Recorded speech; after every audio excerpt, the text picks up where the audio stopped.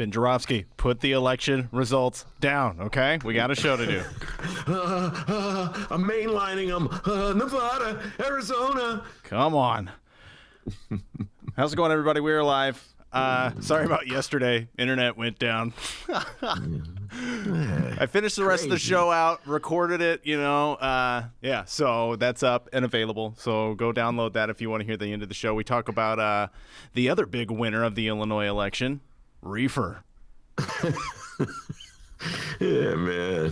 It's all good. Things like that happen, D, from time to time. Turns out more towns they said yes to reefer in their suburbs. And I said, for those wondering when some really rich white people will come in and ruin it all for everybody, well, one of the towns was Wilmette. So there you go. Oh, there you go. Just give it time. Like they weren't smoking reefer anyway. I know about you, Wilmette. I know what goes on in Gilson Park, 11 o'clock on a Friday night. Oh, wow, man. A trippy night here in Gilson Park. Yeah, Wilmette, I know what you're up to. Shout out to our Wilmette listeners. Like you're suddenly doing it right now. We love our listeners in Wilmette. We seriously do. I ride my bike there quite a bit. All right, your Ben Joravsky show for Thursday, November 5th is just moments away. But before we do this, let's thank the following unions for sponsoring this podcast. Unions like the International Brotherhood of Electrical Workers, Local 9. The International Union of Operating Engineers, Local 150 are sponsors, as well as our good friends at the Chicago Federation of Labor. Greetings, Illinois. Oh, hey. What's going on, Kamala? For a second, I thought it was Phyllis. It was Kamala. Springfield politician. That's Phyllis. Greetings, Illinois. That's Kamala. Springfield politician. Phyllis. Greetings, Illinois. Kamala.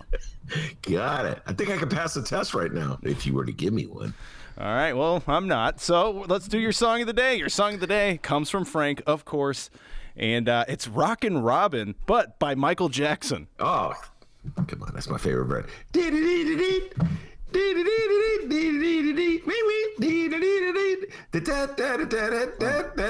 Not a word yet. Rockin' Robin. There's two. I forget the rest of the words. But I remember the beat. He was about 10 years old when he did that, I guess. Yes, Michael Jackson. The Ben Joravsky Show starts now.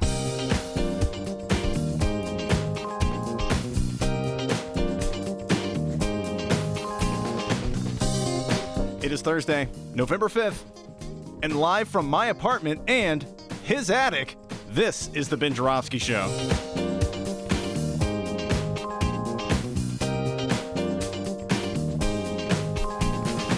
Today on the program, in these times writer, Miles Kampf-Lassen.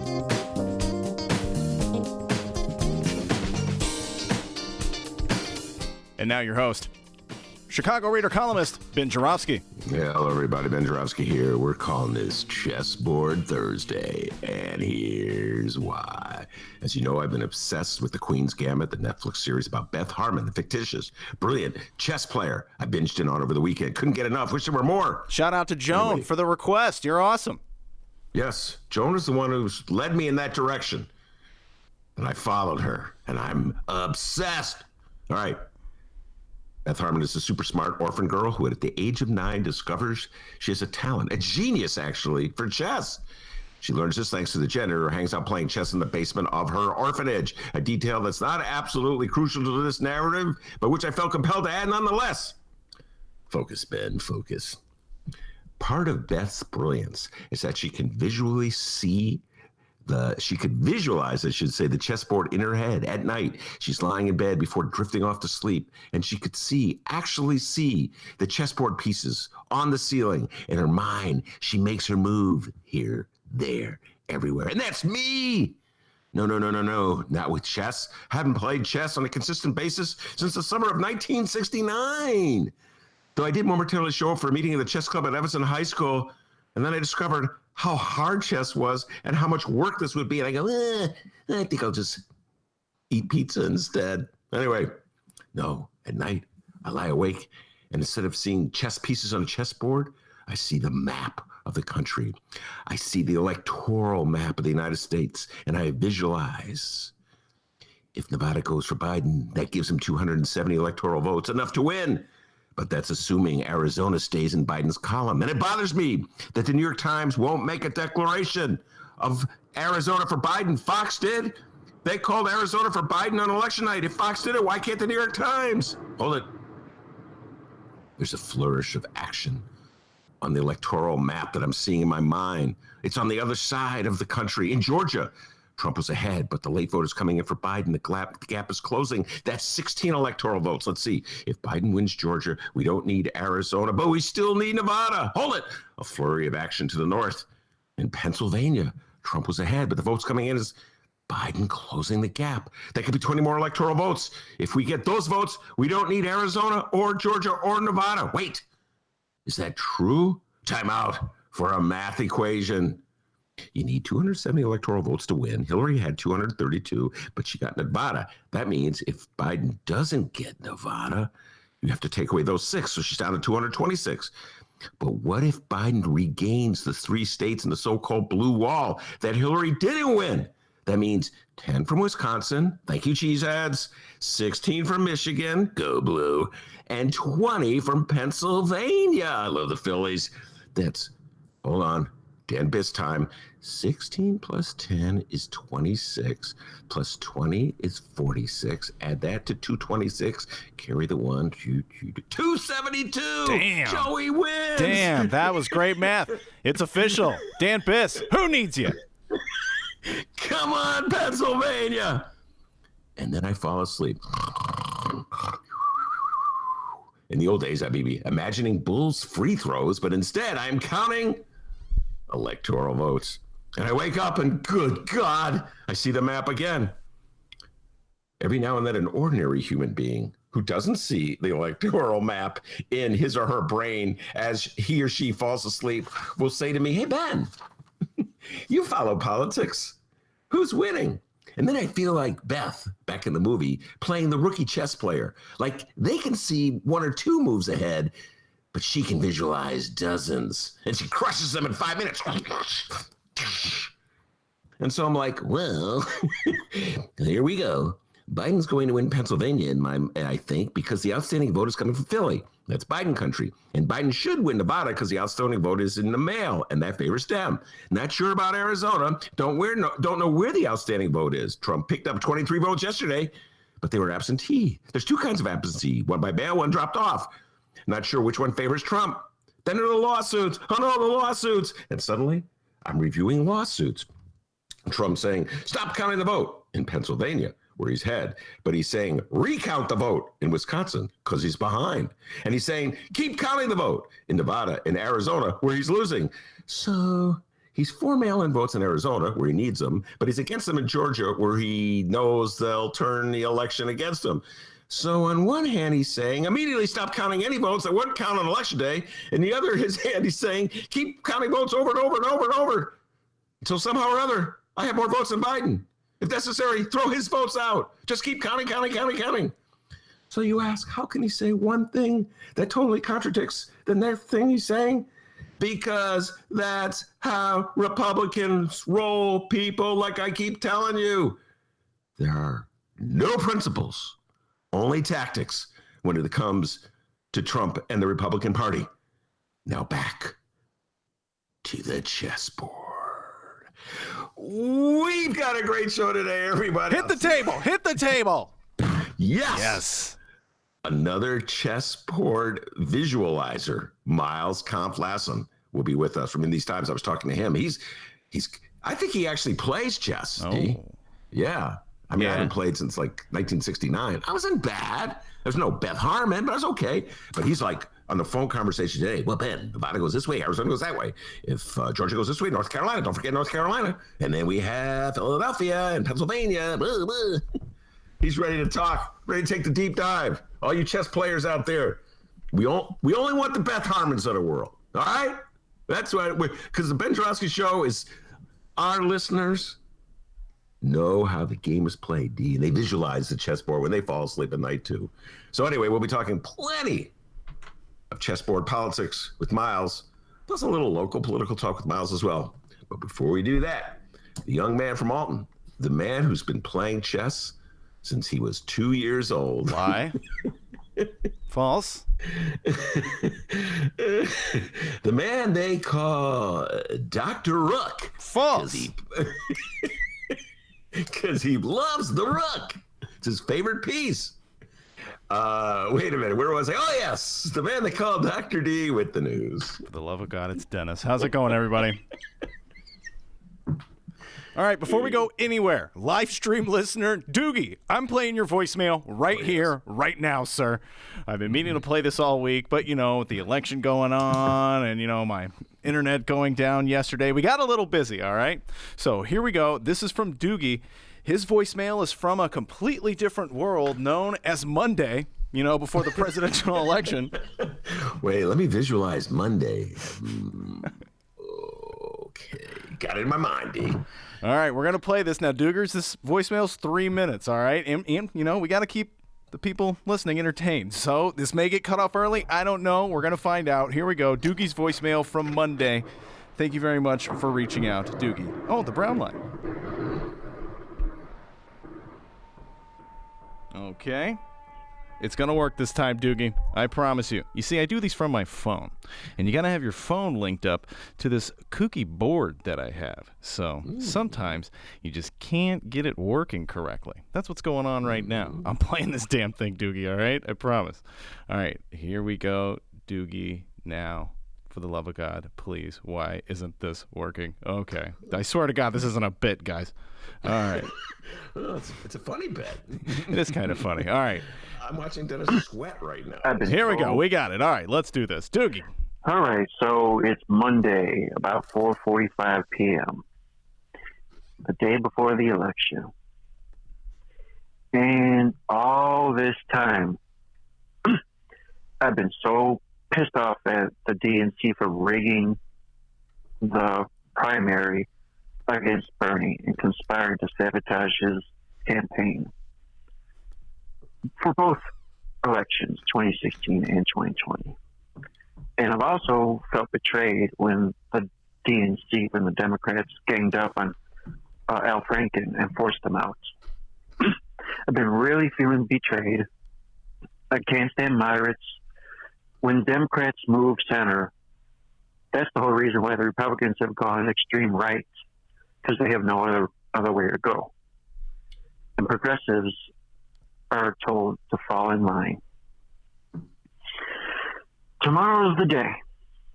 And I've been adamant a year ago, vote blue no matter who. And then as time progressed, I said, after Bernie got rigged and the system was not a level playing field anymore, I got really pissed off and I said, you know what, I'm writing in Bernie. All right, we're going to stop it there. Ben, your thoughts? Well, I really appreciate Doogie for weighing in, because it actually gets at some of the themes he was raising there on Monday before the election went down. Some of the themes that are really coming to the surface now, Doogie, and I was talking to Miles about it before the show, and it's definitely something that we're going to address when Miles comes on. Miles, as everybody knows, come on the show many times, big-time Bernie Sanders supporter, writer for In These Times, a left-of-center publication, to put it mildly, writer for Jacobin, another left-of-center publication, to put it mildly. He's definitely of the leftist persuasion. And Miles was saying, the Democratic Party, it's time for the Democratic Party to have a reckoning. Democratic Party has to figure out what its message is. And Doogie, you're absolutely correct. The Democratic Party has been sort of following the advice of the Rahm Emanuels and the David Axelrods and the Barack Obamas, and even to a certain degree, the Lincoln Project, which is a collection of Republican malcontents, people who left the Republican Party and are trying to move the Democrats a little closer to the Republicans. And trying to shame Republican voters into voting for Joe Biden on the grounds that Donald Trump is such an abominable human being.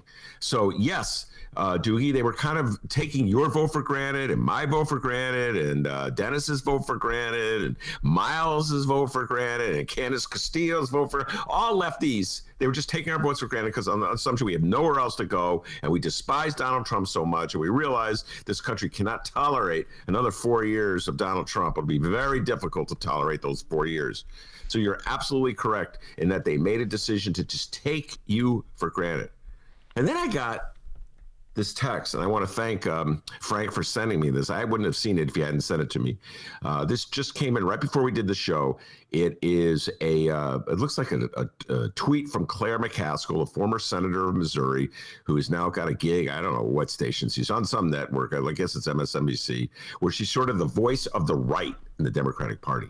And here's what Claire McCaskill says, quote, "Whether you are talking guns or abortion or gay marriage and rights for transsexuals," and she has transsexuals in quotes, like it's not a real thing or something, "and other people who we as a party, quote, look after and make sure they are treated fairly as we circle the issues we left voters behind and Republicans dove in." So I don't, like, wow.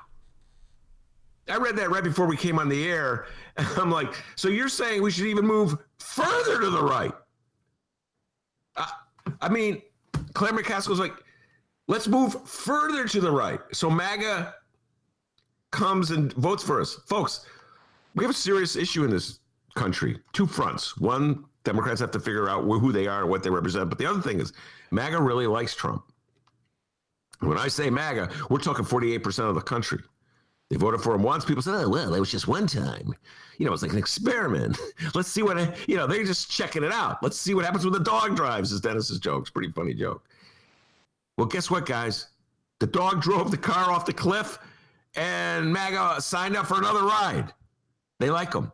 They like his rhetoric. They like his style. They like how he just goes about his daily life. They like the way he trash talks. They like the way he counterpunches. So if you criticize him, he hits you back 3 times. They like that. And so that also means no gun reform. He's promised that. That's the declaration. So we've had so many mass shootings during Donald Trump's tenure, but no gun reform. Remember 2018, after the shooting in Florida, at the school in Florida, there was like an uprising of young people declaring gun reform. That was an issue in the 2018 midterm elections. Now Claire McCaskill is saying, no, forget all that. We want to get MAGA. Got to go move right on guns. And we have to what? What does she want us to do with transsexuals? In quotes, like they don't really exist. So what I'm saying is there is a division within the Democratic Party. Like there's people in the Democratic Party who don't think the Democrats have gone right enough. They want us to like throw gay people under a bus. Oh, sorry, we're now against gay marriage. Is that right? Is that what the Democrats should do? Come out against gay marriage? Dennis is going to do an update later in the show. Should the Democrats also come out against reefer, legalize reefer? Should Democrats just emulate whatever Donald Trump is saying in the hopes of winning MAGA over? You're not going to win MAGA over unless you emulate the part of Donald Trump that no Democrat has seemed able to do.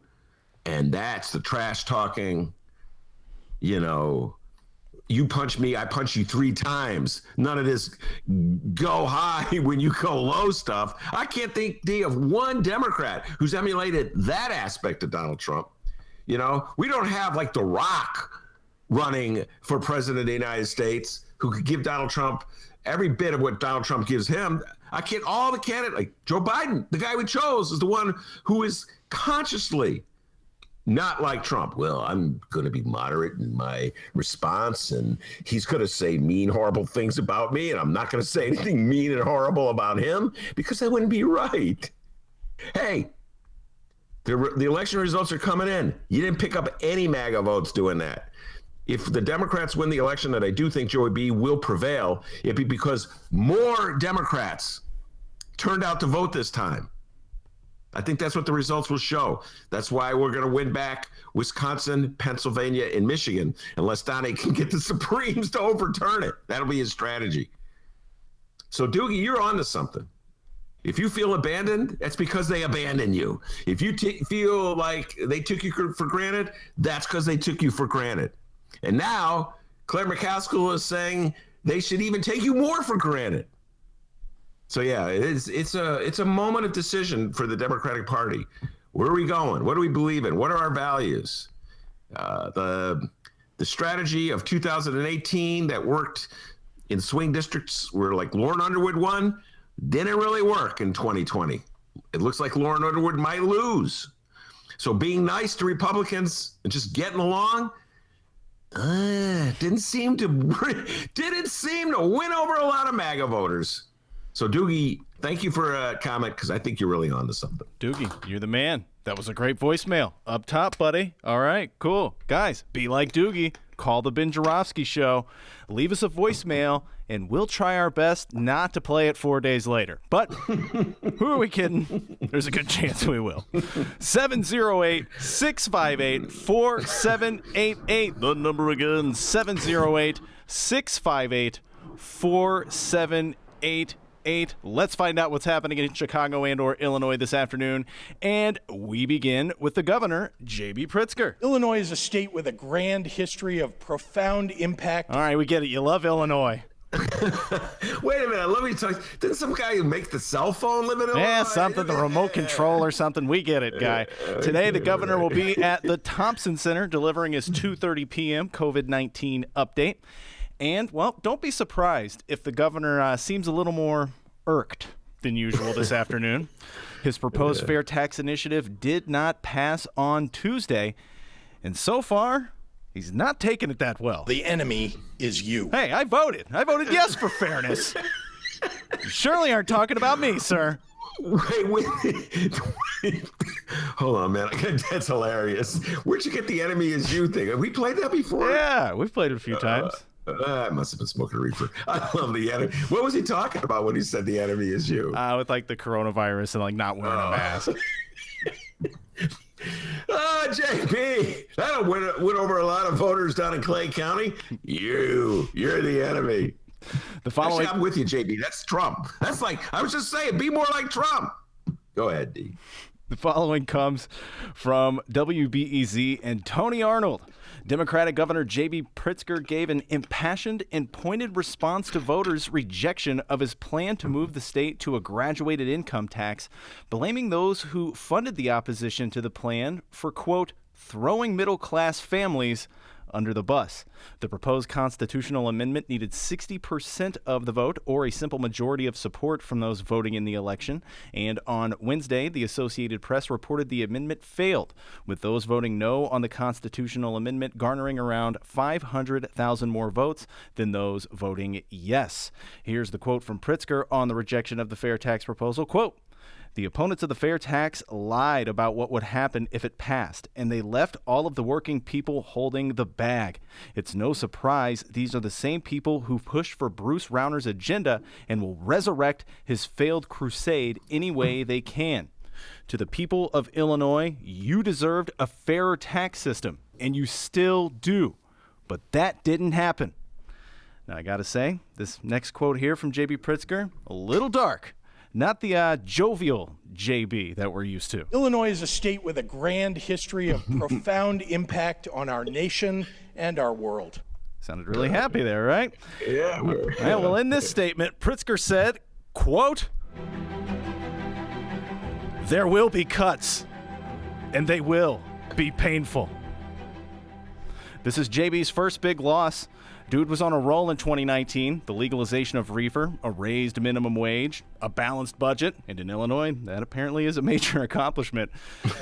Ben Joravsky, we go to you now. In your humble opinion, will there be cuts? Will they be painful? Or are we just finally seeing how our governor handles losing? Yes, yes, and yes. And let me just say this. I've now forgotten the questions. I concentrated on each one. And, it's like a chess game, D. I had to think 3 questions ahead. Yes, with the first one. I remember the second one, yes. No, I did the third one. I forgot the first one already.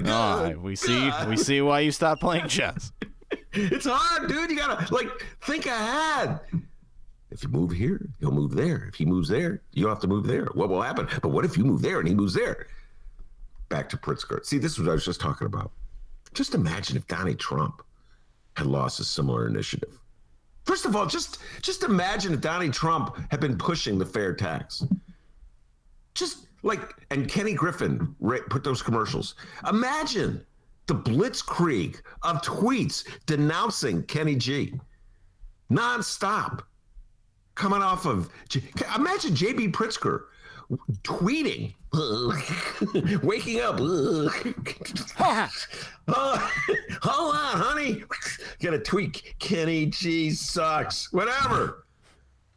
You know, just imagine if J.B. Pritzker had handled the fair tax. Well, and the name sucks anyway. Oh my God, fair tax.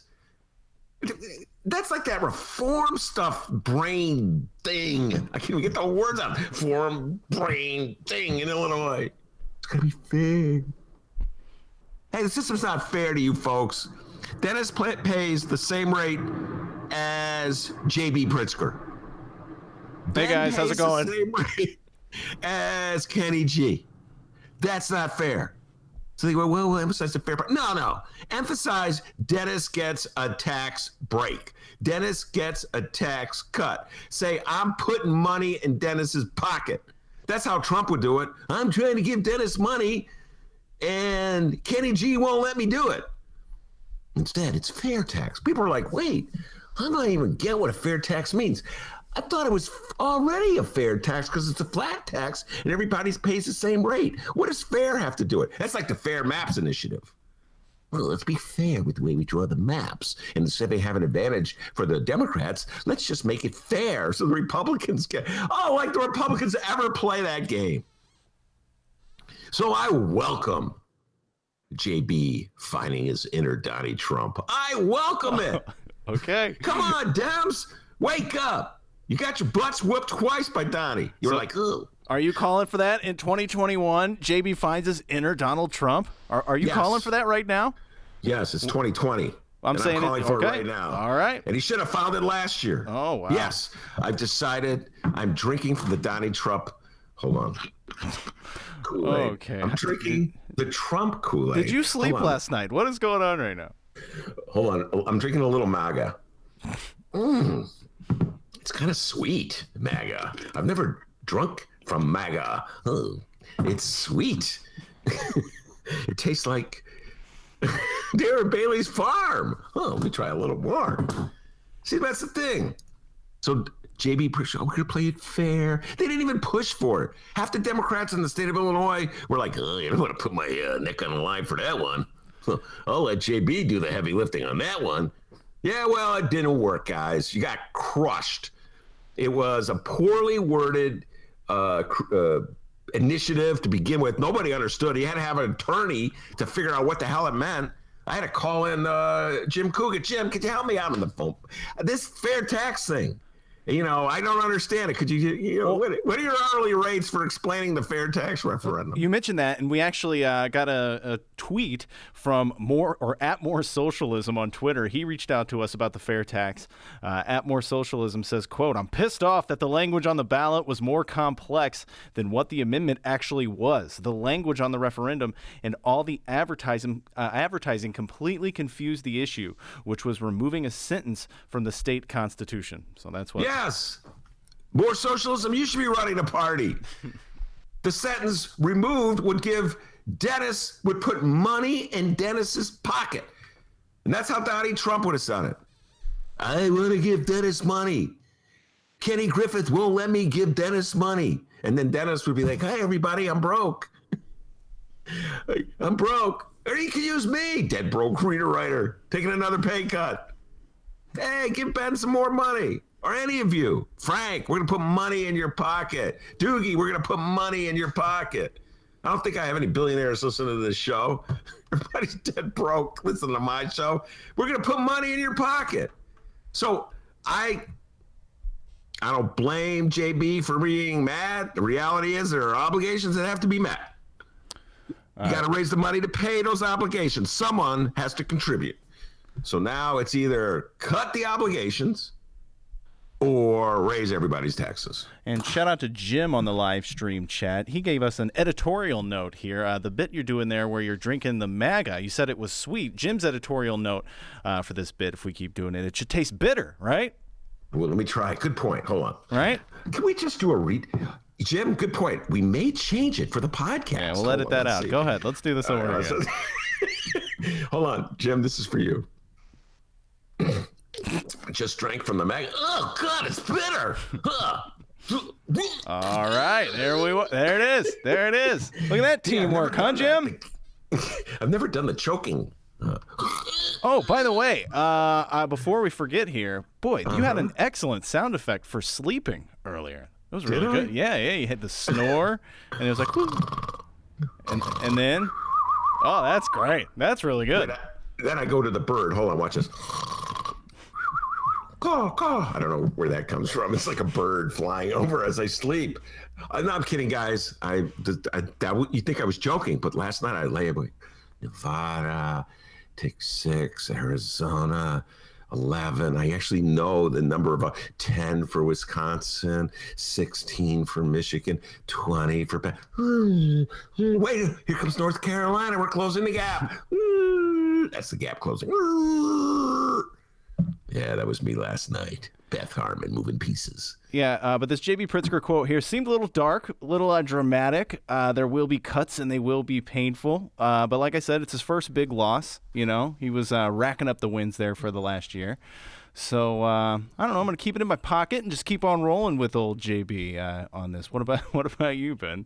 A little, it was just a little off-putting, right? Him saying that. I hope we get more of it. You like it. You like it. I forgot. Double down. Start playing tough. We'll get into the Madigan thing in a little while. By the way, D, do you notice how we did the Madigan thing now? Everybody's you're getting ahead here. You're getting ahead here. I'm sorry. I apologize. That pre-show planning was really good today. We really were on top of our game. It's 1:30, dude. We got a lot of show left here. All right. Moving on. We still have 2 races yet to be decided from Tuesday's Illinois general election. The first is the nail-biter in the 14th Congressional District between Democratic incumbent Lauren Underwood and her Republican challenger, the ice cream man, Jim Oberweis. Big Jimmy. He loves vanilla. The last we heard, Oberweis on Wednesday pulled a Trump and declared himself the winner. But that was based on incomplete returns that gave him a 895 vote lead over Underwood. But Oberweis does have a very slim lead over Underwood at the moment. And I do have the latest update I could find. This is from the Daily Herald at about 11 this morning. Republican challenger Jim Oberweis's already slim lead over Democratic incumbent Lauren Underwood in the 14th Congressional District race narrowed even further on Thursday. And the contest remains too close to call. Oberweis is now in front, 189,108 to 188,346. Oh man, a lot of numbers. A difference of don't worry. Dan Biss must have written this article, gotten some help here on this. A difference of only 762 votes. So there we go. So it went down from 890 to 895. 895. Dan Biss, can you help me out? Come on, Danny. Get us some numbers here. Oh, we need some help. How about Will Kazard? He looks like a smart guy. Will Kazard, I'm good at math, too. Did I tell you that? Wait, hold on. Let me do the math. 895. Hold on, Danny Biss. That's 331. 133 votes, D. Uh-oh, here we go. That's the sound of the lead shrinking. Over, not as good as your sleeping sound effect. Oberweis has 50.1% of the vote. Underwood has 49.9% of the vote. Holy cow. Come on, Lauren Underwood. You know, everybody knows I'm a big fan of Lauren Underwood, D. I think you are, too. Yeah, she's cool. She's really cool. And I got much respect for her. And I absolutely despise the campaign that Jim Oberweis ran, the MAGA campaign. I'm going to Kenosha. I'm going to Kenosha to what? What are you going to Kenosha for? Like, what was that all about? I think I know, but explain it. What are you celebrating? When a black man was shot in the back 7 times by a police officer, and then there was unrest, and there was rioting, and then some knuckleheads, MAGA hat lovers, brought out their weaponry, started walking among the protesters, and 2 protesters were killed. What part of that are you celebrating? I'm trying to think, like, what message, Jim Oberweis, are you sending when you go to Kenosha with Donald Trump? I think I know, but I'd love to hear it from you. What are you celebrating? Law and order? As if the shooting of those 2 protesters means law and order? Are you, what? I don't know. Just celebrating The police? I don't know what you're doing going to Kenosha with Donald Trump. Oh, I know what you're doing. You're trying to say that Lauren Underwood, a black woman, is responsible for rioting. You're trying to link Lauren Underwood to, just occurred to me. Yeah, so what a crummy campaign that does absolutely nothing to move us forward as a civilization. So D, I am really hoping, come on, Lauren Underwood, come on, voters. Those votes, here comes another vote. We open it up. Here we go. Hold on, I gotta open it up. Here we go. Oh, wait, hold on, that piece of paper. Here we go. Here we go, hold on. Gotta open it up, and another vote for Lauren Underwood. That's funny, Jim. Yeah, no, it's funny. Oberweis. What a crew. I won, just like Donnie won. Stop counting the votes. Meanwhile, in Arizona, keep counting those votes. Meanwhile, in Wisconsin, where they finished counting the votes, no, count them again. Yeah, Oberweis. I'm really rooting for Lauren Underwood, D. I'm really rooting for Lauren Underwood. Oh my God, Ben, I got something in my mail now. Hold on, what is this? Let me look here in mine. Oh, it's ice cream. Oh, well. Sorry, hey, you give me an ice cream cone, maybe we go another way, okay? Now, it's going to take more than an ice cream cone. It's going to take a lot more than an ice cream cone to get me to switch from Lauren Underwood to Thoughts Jim and opinions Oberweis. of Ben Joravsky do not reflect those of Dennis, pal. All right, on One ice cream cone and I'm yours. On to Sherry Bustos. Her race against GOP newcomer Esther Joy King has yet to be called, which is different than too close to call, because according to Shia Kapos in Illinois Politico, even though Bustos appears to have a comfortable lead, some rank-and-file Democrats are frustrated that the party's campaign tactics failed and are calling for a revamp of the Democratic Congressional Campaign Committee and their chairwoman, Sherry Bustos. This follows Bustos and Speaker Nancy Pelosi predicting earlier in the week that the House would win a dozen seats. Instead, some freshman Democrats, including Representative Lauren Underwood, as we mentioned here, are in races too close to call or already out. Yeah, well, there's two separate issues here. One is Sherry Bustos running for her own reelection and whether she'll win. I gather, based on what Shia wrote, that I just want to point this out, that the 20th Congressional District is not one of the chess pieces floating in my mind as I lie awake at night.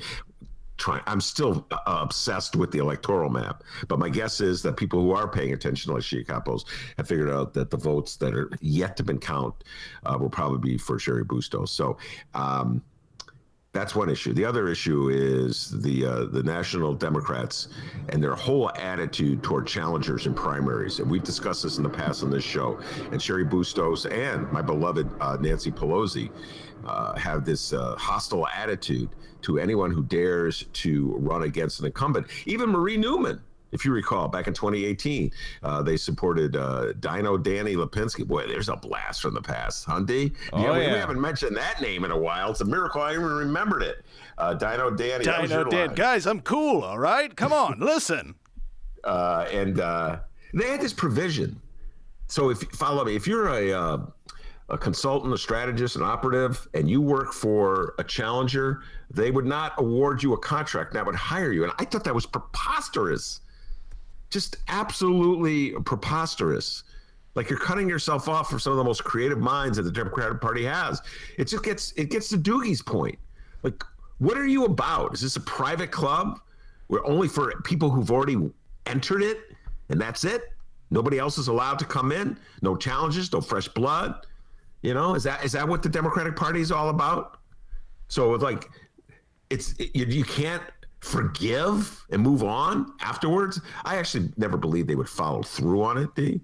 But that was the declaration they made. If you work on behalf of a candidate who's challenging an incumbent, we will not hire you for business in the future. I thought that was a short-sighted strategy and mandate, or whatever you want to call it, ultimatum, declaration, whatever. And I think it will work against the Democrats, and they should rethink, because some of the fresh blood in the Democratic Party in areas like Sherry Bustos' district come from lefties.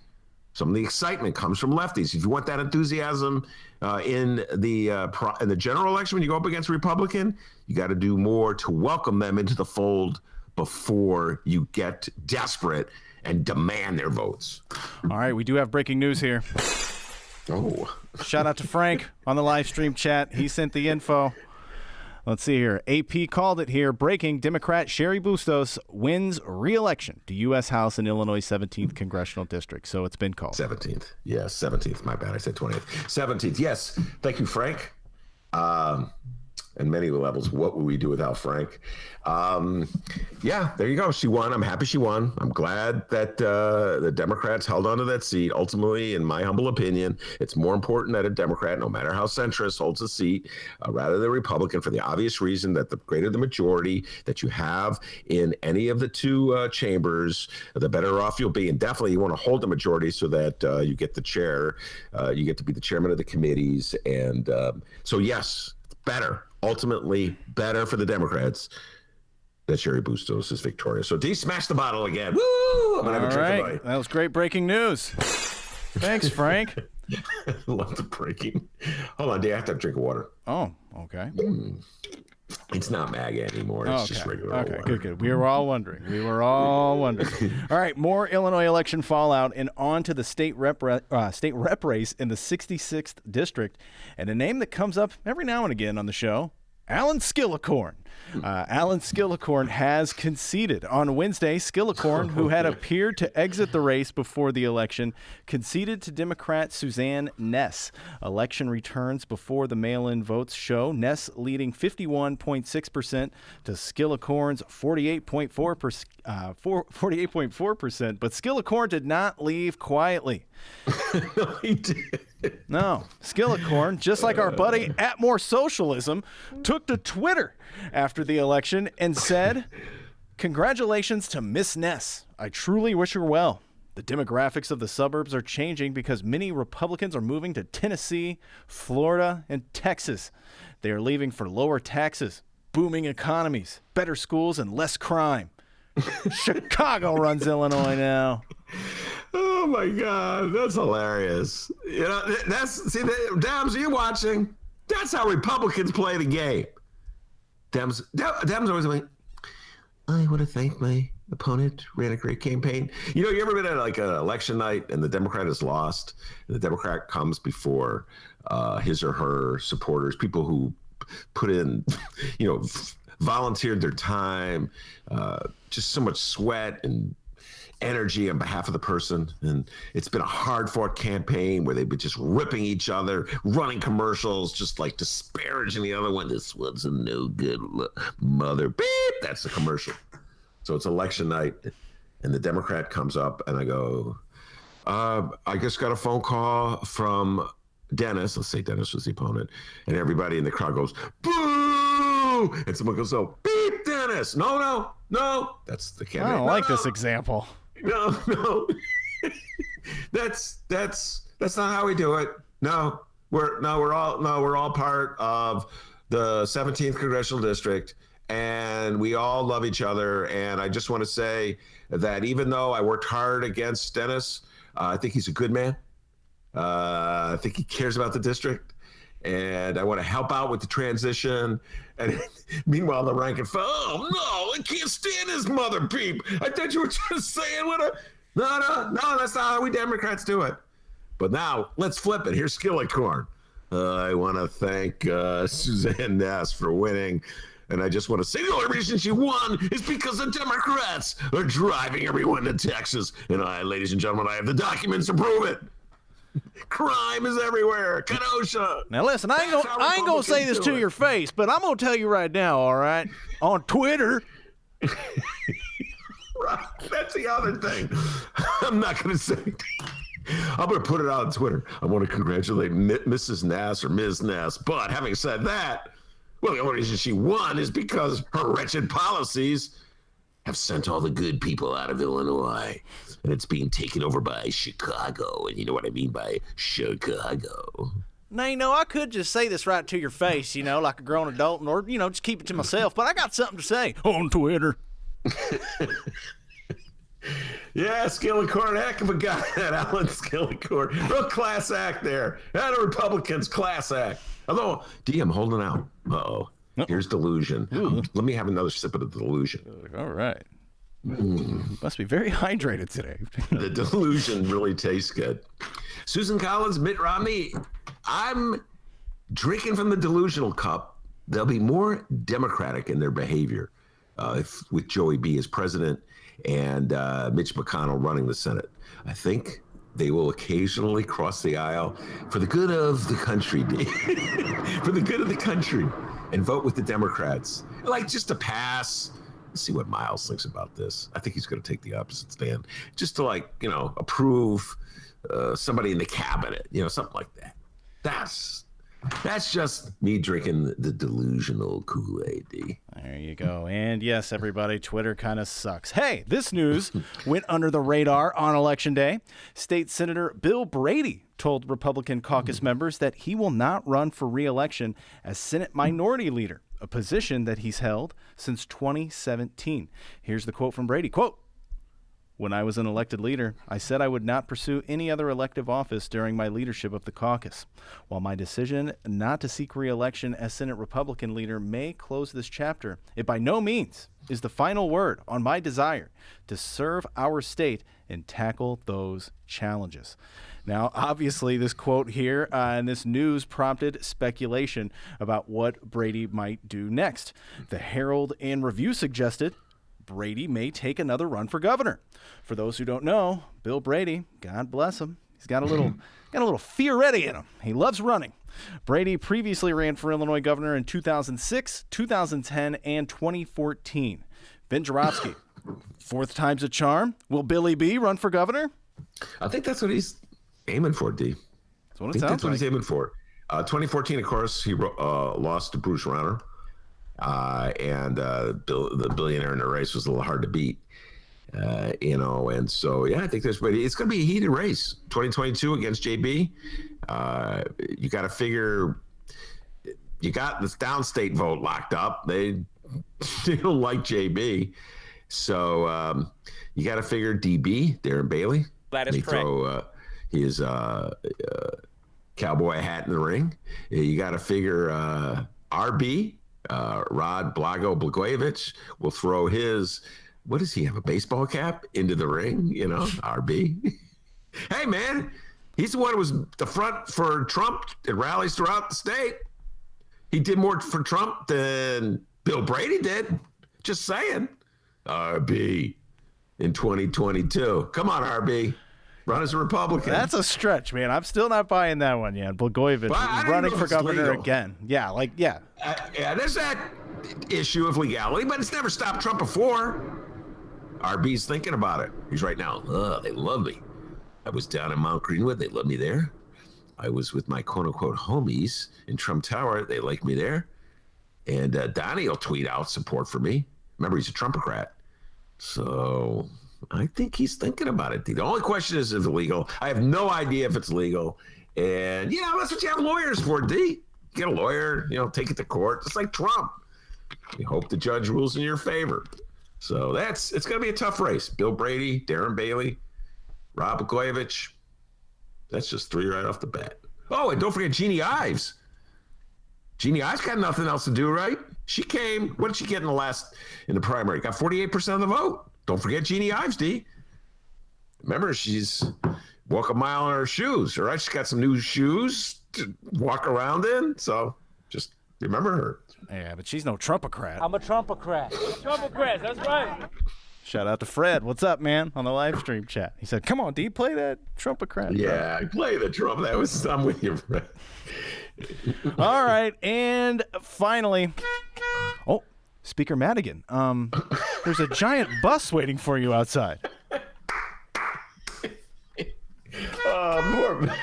Seriously, it's out there. What's going on? With Election Day out of the way, is the jig up? And with damn near every candidate having our highly suspect Democratic Illinois Speaker Mike Madigan's name attached into it, losing their election, are Illinois Democrats finally ready to move on from Madigan? Democratic Senator Dick Durbin won his election with ease on Tuesday, but it was a tougher go for other Democratic challengers in Illinois. And during an interview with WTTW, and Mayor Rahm Emanuel's least favorite person to do an interview with, Paris Schutz. Seriously, go watch those videos. He looks so frustrated by that. Seriously, Paris, come on. Yeah, those are funny. Strangle you right now. All right. Dick Durbin put the blame on Madigan. U.S. Senator Dick Durbin says embattled House Speaker Mike Madigan's leadership of the Illinois Democratic Party hurt Democratic candidates and causes statewide in Tuesday's election. We have the quote here from Durbin. I found the audio, actually. It's from WTTW. Shout out to WTTW for this audio. For the love of God, don't sue us. That'd be fantastic. Here's the audio from Dick Durbin talking about the fallout from Tuesday's election. And I know you have a lot on your plate looking at the national scene, but here in Illinois, Democrats didn't exactly have a great night. You have the graduated tax amendment that failed. A lot of opponents sought to tie that to Mike Madigan. State Supreme Court Justice Thomas Kilbride, a Democrat, lost retention. Opponents tied him to Speaker Madigan. It looks like the Democrats are going to lose a few seats in the State House. You've kind of punted on this question before, but House Speaker Mike Madigan, is he still the right person to be leading your party, the Democratic Party in Illinois? Well, I can tell you, all across our state, and the advertising told the story, we paid a heavy price for the Speaker's chairmanship of the Democratic Party. Candidates who had little or no connection with him whatsoever were being tarred as Madigan allies who were behind corruption and so forth and so on. It was really disconcerting to see the price that we paid on that. I hope he takes that to heart and understands that his presence as chairman of our party has not helped. Does that mean you might get behind someone else who might run for chairman? Let's wait and see what happens in the near term here. The House is about to reconvene in Springfield, the Illinois House, and I'm sure this conversation is going to move to a new level now that the election's behind us. And we'll be watching that. All right, our thanks to Senator Dick Durbin. All right, Paris. Good. That was an excellent follow-up. Paris saw, you got to give the guy credit, man. That was good. That was good interviewing, Paris. So what he's asked the question, and I know you've punted in the past. We've all been there. You ask a politician a question, and you know they're going to duck and dodge or punt. So you just put up front, all right. That's when he did that. He was like, all right, folks, get ready for the punt. Get ready for the duck and the dodge. Get ready for, J.B. Travolta, Sugar Ray Pritzker. You're going to dance. Yeah. Shout out to Paris Schutz. He did a great job. I watched, it was like an 8-minute interview, and it seemed like he was going to wrap it up, and then he just kind of snuck it in there at the end. This ain't his first rodeo. Yeah, it was no. The guy knows what he's doing. Good job, Paris. And then to his shock, Durbin doesn't punt. Durbin states the obvious. He states something that falls under the category of duh. Democrats paid a huge price for Michael Joseph Madigan's presence as chairman of the party. Duh. Democrats pay a huge price for Michael Joseph Madigan's presence as Speaker of the House. Bruce Rauner and Kenny G have spent millions of dollars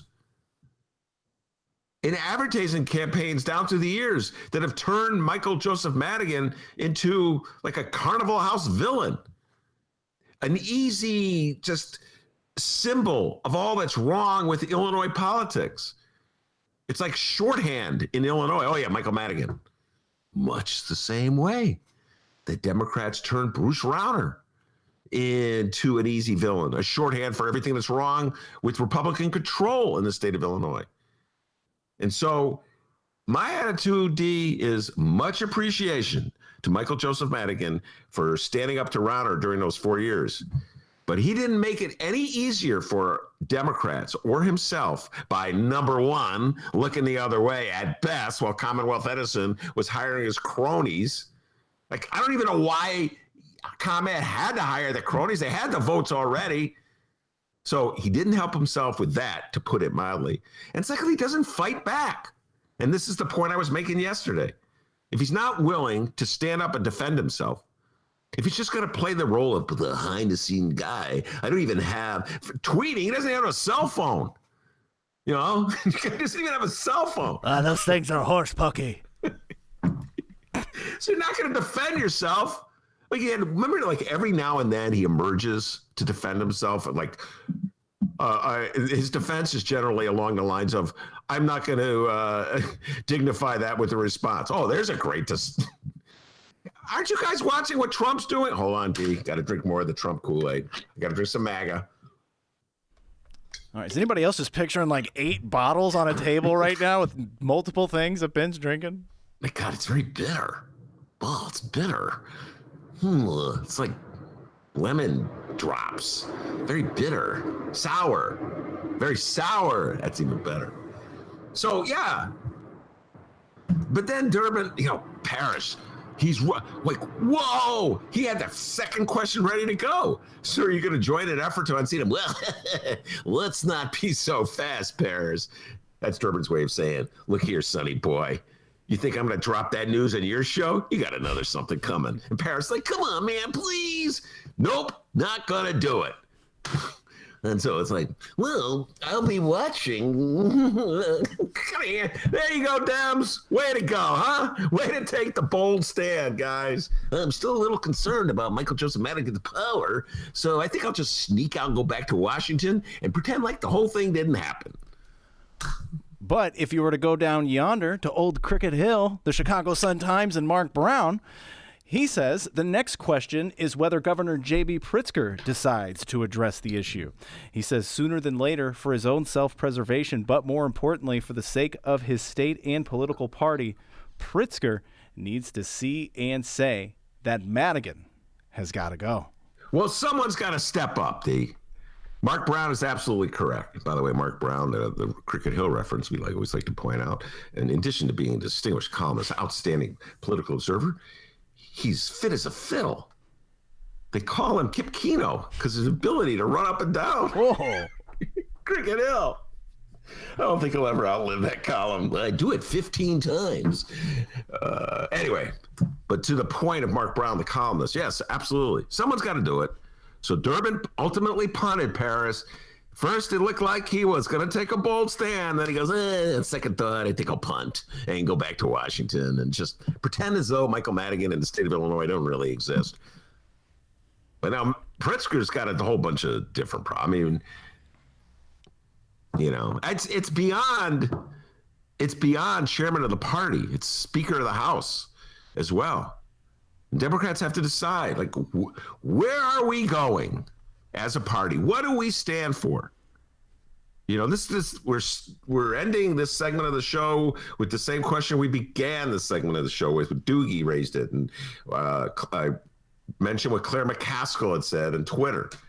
Now, Democrats have to figure it out. And one of the things in Illinois, it's pretty obvious, Democrats, that Michael Joseph Madigan has become an albatross to your party. And that all the Republicans have to do is put Michael Joseph Madigan's head on someone's neck, and automatically voters downstate and in the suburbs will turn against them. So what does Michael Madigan bring to the table to counterbalance that, Democrats? You got to figure that out. Do you want to stay with him? Then he has to come out and declare why he's did nothing wrong and why the Republicans are hypocrites to challenge him so much. He has to fight. Where was Michael Madigan in the fair tax fight? I even hate calling it the fair tax. Such a dumb name. But where was he? Where was the Democratic Party? They were nowhere to be found. It's like, well, let JB do that. We don't want to get too close to it because it's a tax hike. And so we'll just kind of like stand back, see what happens. Then Kenny G comes in with the big money. And then they all hit under the table. So it is a reckoning moment for the Democratic Party, not just nationally, but in Illinois as well. If you're going to stick with Michael Madigan, then take a stand and explain why you are. But to continue doing what you're doing is just road. I hate to say it. Can you say Governor Darren Bailey? Can you say Governor Bill Brady? Can you say Republican Governor Rod Blagojevich? That's where you're heading, Democrats, if you continue this path, down this path. Shout out to Kathy on the live stream chat. She did remind us of this important fact, something that happens on several occasions here on the Ben Joravsky Show program is that our host, Ben Joravsky, flip-flops. Did you just flip-flop again on Madigan Gate? Madigan has to go? I can't say, Kathy, that I flip-flop because I can't remember what my last flip-flop was. Yeah, I think we've all lost track by now. But I just like flip-flopping because it gives me an opportunity to take out that great sound effect that Vilma created in our sound crew. So I'll do it. Bang. That's the sound of Ben flip-flopping on Michael Joseph Madigan. I think I'm now for him stepping down. So was I... where was I the last time? I don't know. I don't make that much money to keep track of that. Come on, Dams. Don't be like me. Don't flip-flop. Take a stand. Yeah, come on. Don't flip-flop. Take a stand. Wait, hold on a second, Ben. Hold on. Oh, my God. Ben, there's a guy out there with a giant cow made of butter. It's the butter cow, which has 9 hearts to represent the 9 essential nutrients in milk. That's right. It's made entirely out of butter, and it's a state fair tradition since at least 1922. Oh, since 1922, D. Okay. Delicious. Yeah. Yeah, my beloved Democrats. My beloved Democrats.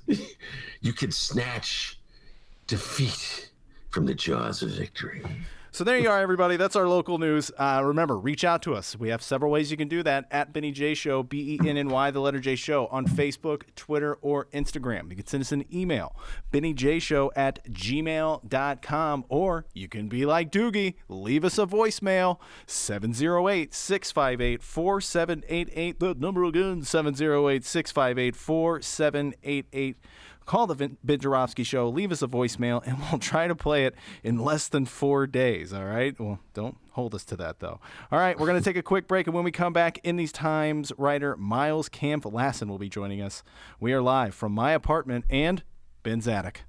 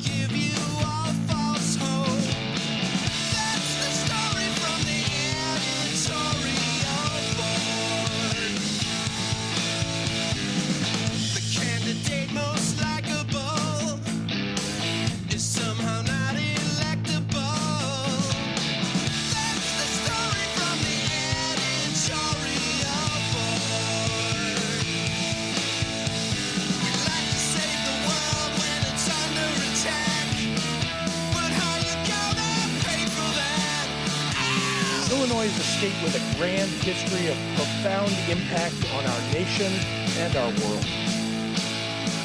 When people want proof that the world ain't flat, we'll just give them their money back. Oh yeah! It's the butter cow, which has 9 hearts to represent the 9 essential nutrients in milk. That's right. It's made entirely out of butter. We heard what you want to do. Now we'll tell you what's best for you. That's the story from the editorial board. I'm a Trumpocrat. A little tip for the working man. Your employers are all our friends. That's the story from the editorial board. That's the story from the editorial board. We'd like to save the world when it's under attack, but how you gonna pay for that? It's the butter cow.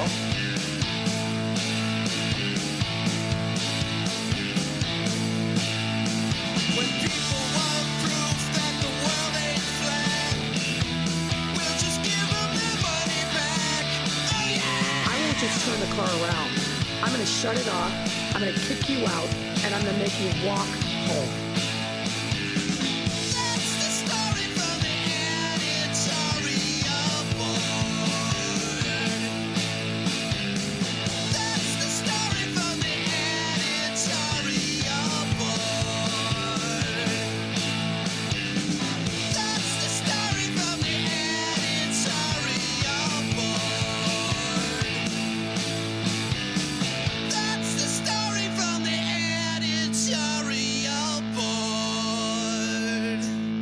I want an answer. It's not something you ignore. I think you're 100% full of shit, is what I think.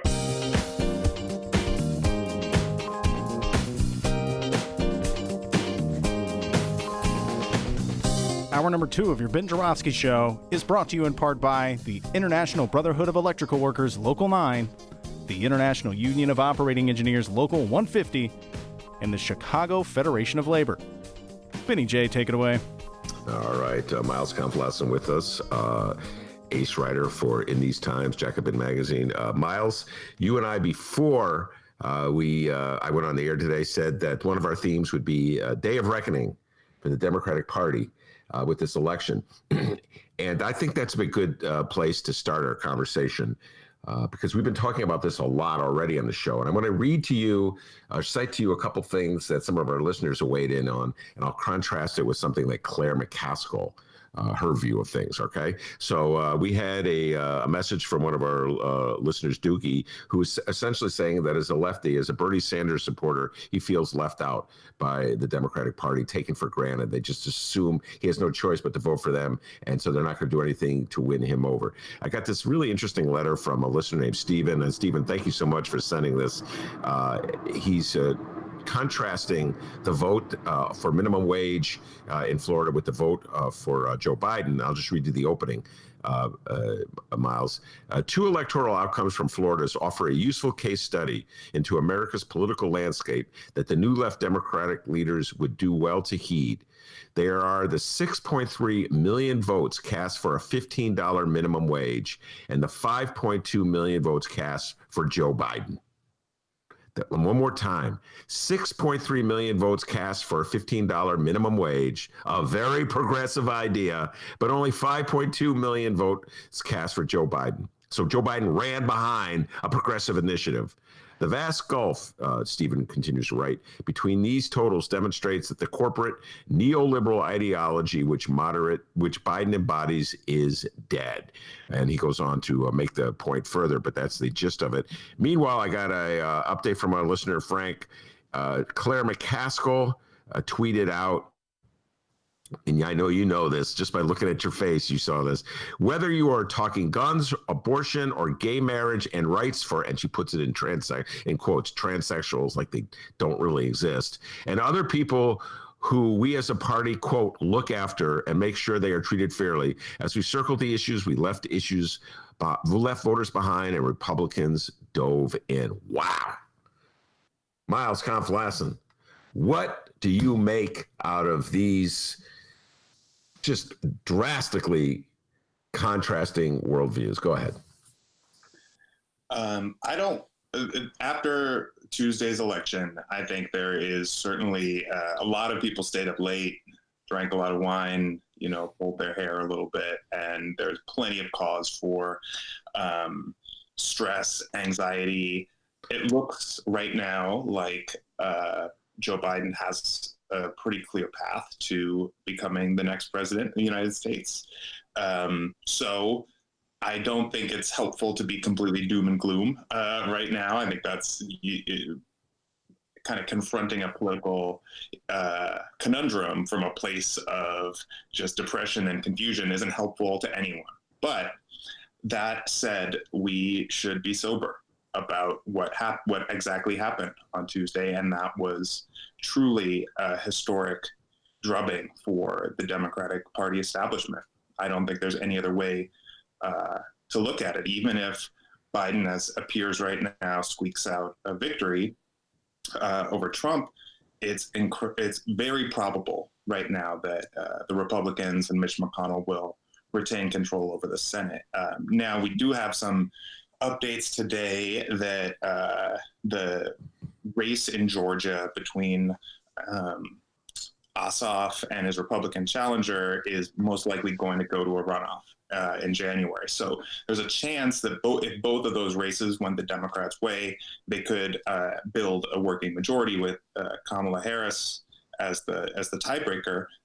I would not count on that right now. My personal opinion is that needs to be the Democratic priority from now until then, assuming Joe Biden wins. But it's incredibly unlikely, and the most likely outcome is going to be a Republican-controlled Senate. And look, that is, Democrats were expecting 53, 54, 55 seats, a mass majority in the Senate to push through a sweeping agenda. Well, look, Mitch McConnell is going to do everything in his power to make sure that a Biden presidency is completely doomed to be a failure, even before it starts. He's not going to let Joe Biden get a Supreme Court justice through, as we saw with Merrick Garland. He's not even going to, he's already signaled he's not going to allow Joe Biden to appoint any kind of liberals or progressives to cabinet positions, because of course the Senate has say over that. He will certainly block any kind of major piece of progressive legislation, whether that's on climate or, labor rights or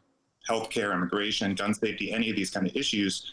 And let's take a look at the House. The Democrats, though, were bullish. They thought they would get 10, maybe 15 seats to expand their majority. Well, they actually lost seats, and they're going to have a smaller majority. Go down the ballot, look at state legislative chambers. This is what Democrats thought. They were going to take over all of these chambers so that they could do redistricting, right? And because the census is happening now, they'll be able to kind of stop some of the Republican efforts to gerrymander these seats. Well, they failed to flip control of any of the state legislative chambers. They actually lost control in New Hampshire and the Alaska State House. So, the GOP has actually broadened their control over these levers of our democracy to help secure control, and that's it's gonna last a long time, the impacts of this. And the reason I bring up all these things is because we do have to be sober, and we do have to have a reckoning, because the Democratic Party was saying from the top on down, this is going to be a wave election. We're gonna, Joe Biden's gonna have this massive popular vote victory, and that's gonna lift up all these candidates up and down the ballot. Well, coattails didn't happen, because there was plenty of ticket splitting this time around. That's why you saw Susan Collins win in Maine, even though Joe Biden won as well.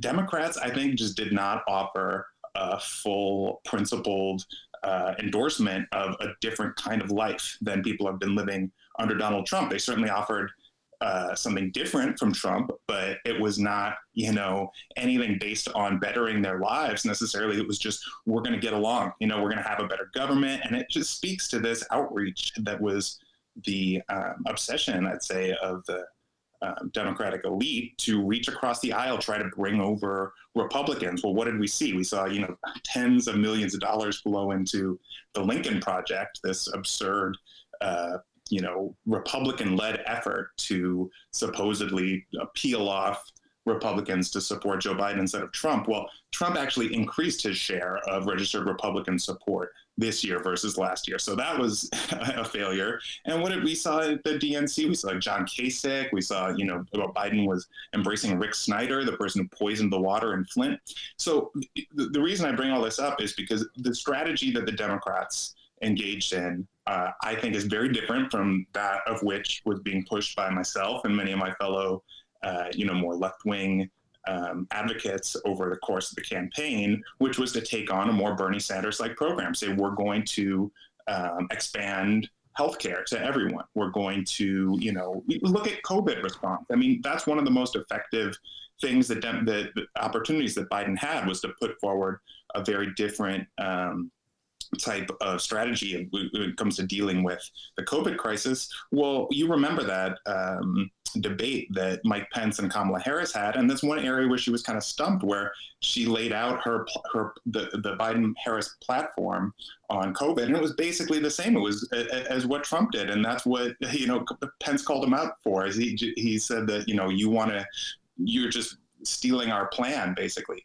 Well, that was insincere. But it's not like Kamala Harris or Joe Biden were saying we're going to, push for monthly stimulus checks, or we're going to make sure we keep people on their payrolls, as happened with airline workers, or we're going to, put an actual long-term eviction moratorium in place, or it goes on and on and on. There's plenty of opportunities for the Democrats to separate themselves from how they were being painted from the Republicans, and instead they just focused on being an alternative to Trump. And clearly that was not enough to actually have any coattails down the ballot, even if Biden wins this race. And I think that is a cause for some extreme introspection from the Democratic Party. Yeah, introspection is never what we get with the Democratic Party. The Democratic Party has basically been run by people dedicated to the exact strategy that you just outlined that Biden and Kamala Harris followed. The exact strategy that Bill Clinton devised, which was successful only because Ross Perot was running a third-party race, and they took that as a blueprint, and that Barack Obama, who was just an inspirational character, followed as well. And I'm starting to come to this conclusion, Miles, which is a pretty obvious conclusion, but that the notion that character matters in an election, that was the Lincoln Project's theme, that Donald Trump is a despicable human being with a bad character, and America would save itself. I heard that Steve Schmidt saying this. America will save itself. We can expect America to come to its own rescue. Every time you bet against America, America proves you wrong. Well, I got news for you. You pointed it out. When it comes to the issue of Donald Trump's character, I think it's pretty obvious that a lot of people in America love it and want more of it. And he got more votes, I think, from Republican enclaves this time around than he got in 2016. And the only reason he's going to, I think he will lose unless the Supremes flip it, just steal it from. I do believe Biden will prevail. But the reason Biden will have prevailed is because Democratic voters, Black voters in Detroit and Milwaukee and Philadelphia turned out in greater numbers this time than they did in 2016. And so this talk about character, open window, throw it out. I don't know where the Democratic Party goes from at this point, Miles. Well, and not only did Trump increase his share of Republican support this election, which flies in the face of the whole premise of the Lincoln Project and all these never Trumpers. But he also had a historic high in terms of votes for a Republican from non-white Americans. He increased his share of both the Latino and the Black vote. And I think it speaks to the failure of the Democrats to offer, again, a real alternative and do outreach into those communities. The areas you brought up were critical. And to Biden being able to win Michigan, I would add Minnesota to that list. That was because of the hard work of people like, and they'll try to discount that. There's Democratic conference calls happening today where there's reports that they're all screaming about, oh, it's the socialists' fault that the Democrats are in this position. Well, Rashida Tlaib, an outspoken Democratic socialist, who she worked nonstop, tirelessly across Detroit, across her district to do turnout, including door-knocking campaigns, which the Biden campaign didn't do. Trump's campaign was knocking on millions of doors. Biden didn't even start a canvass operation until right before the election. And so all these other groups filled that vacuum and provided it. Left-wing groups that largely supported Bernie Sanders previously, they're the ones that delivered states like Michigan and Wisconsin and Minnesota to Joe Biden. They won't get the regard they deserve for that, but that's what made that happen. It was not this broader narrative that the establishment tried to put out of orange man bad. That's just what they kept on turning to time and time again, rather than doing this more targeted outreach, saying we're going to make your life better. And this is some of the suite of policies we're going to push for as Democrats in power. I mean, that's what this whole deep canvassing operation that was pushed by groups like People's Action and all their affiliates across the country, they were engaging in. They weren't just making it a character study. They were saying, look, politics is a game of persuasion, and we need to persuade people that their lives are going to be better under a Democratic presidency than they have been under Donald Trump. And that is a lesson that I don't think that the establishment has learned. It doesn't seem like they're learning it now, because they're saying that the socialists are the problem. And I will say, not only did the squad all win in pretty remarkable numbers, that's, AOC, Presley, Eleanor Warren, Rashida Tlaib, they doubled their numbers, because we had Marie Newman here win, we had Mondaire Jones and Jamal Bowman win House seats in New York, and Cori Bush in Missouri. And along with that, a group like the Democratic Socialists of America, they endorsed about 30 candidates, and I think 26 of them won across the country. It's pretty good. That's way better than the DCCC's numbers. And a lot of those wins were because they fought in primary races and won over the past year. So I think just blaming the left is, of course, what we can expect that the deep-seated establishment to do, but it just totally misses the mark when you try to have a real analysis of what actually happened this election. All right, we'll get to the fair tax in a little bit because it directly links to something you said. But I just have to take a slight issue with you. Yes, Democratic Socialists were victorious, but they were victorious in predominantly Democratic enclaves. The challenge for the Democratic Socialists and people like myself is to win on an economic platform in a district that's not blue, in a district that went for Trump. So, for instance, I'm thinking the 16th Congressional District here in Illinois, where Danny B. lost to Adam Kinzinger, and Sarah Dady lost to Kinzinger in 2018. And they were both good candidates. I've had them on my show. I interviewed them. They're outstanding character, people of outstanding character. But that's the challenge, in my humble opinion. If the Democratic Socialists are to broaden their appeal, they have to move out from their own bubble. You get what I'm saying? So it's not just good enough that, let's say, our good friend Carlos Ramirez Rosa wins the 35th ward. Can he win the 39th ward here in Chicago, which is an example of what I'm talking about? Can you move beyond the bubble? Because red baiting, Miles, it's so distressing to me, but red baiting here in 2020, communism, the Soviet Union's dead, has been dead since 1989. Trump is allies with Putin, who was a former KGB operative in the Soviet Union. Nonetheless, they red baited the hell out of Biden in Florida. And the numbers show that Cuban American vote that went strong for Trump really tied in with the white vote to undercut Joe Biden. Red baiting works. Do you think that the Democratic Party, the Democratic Socialists, can conquer red baiting in this country?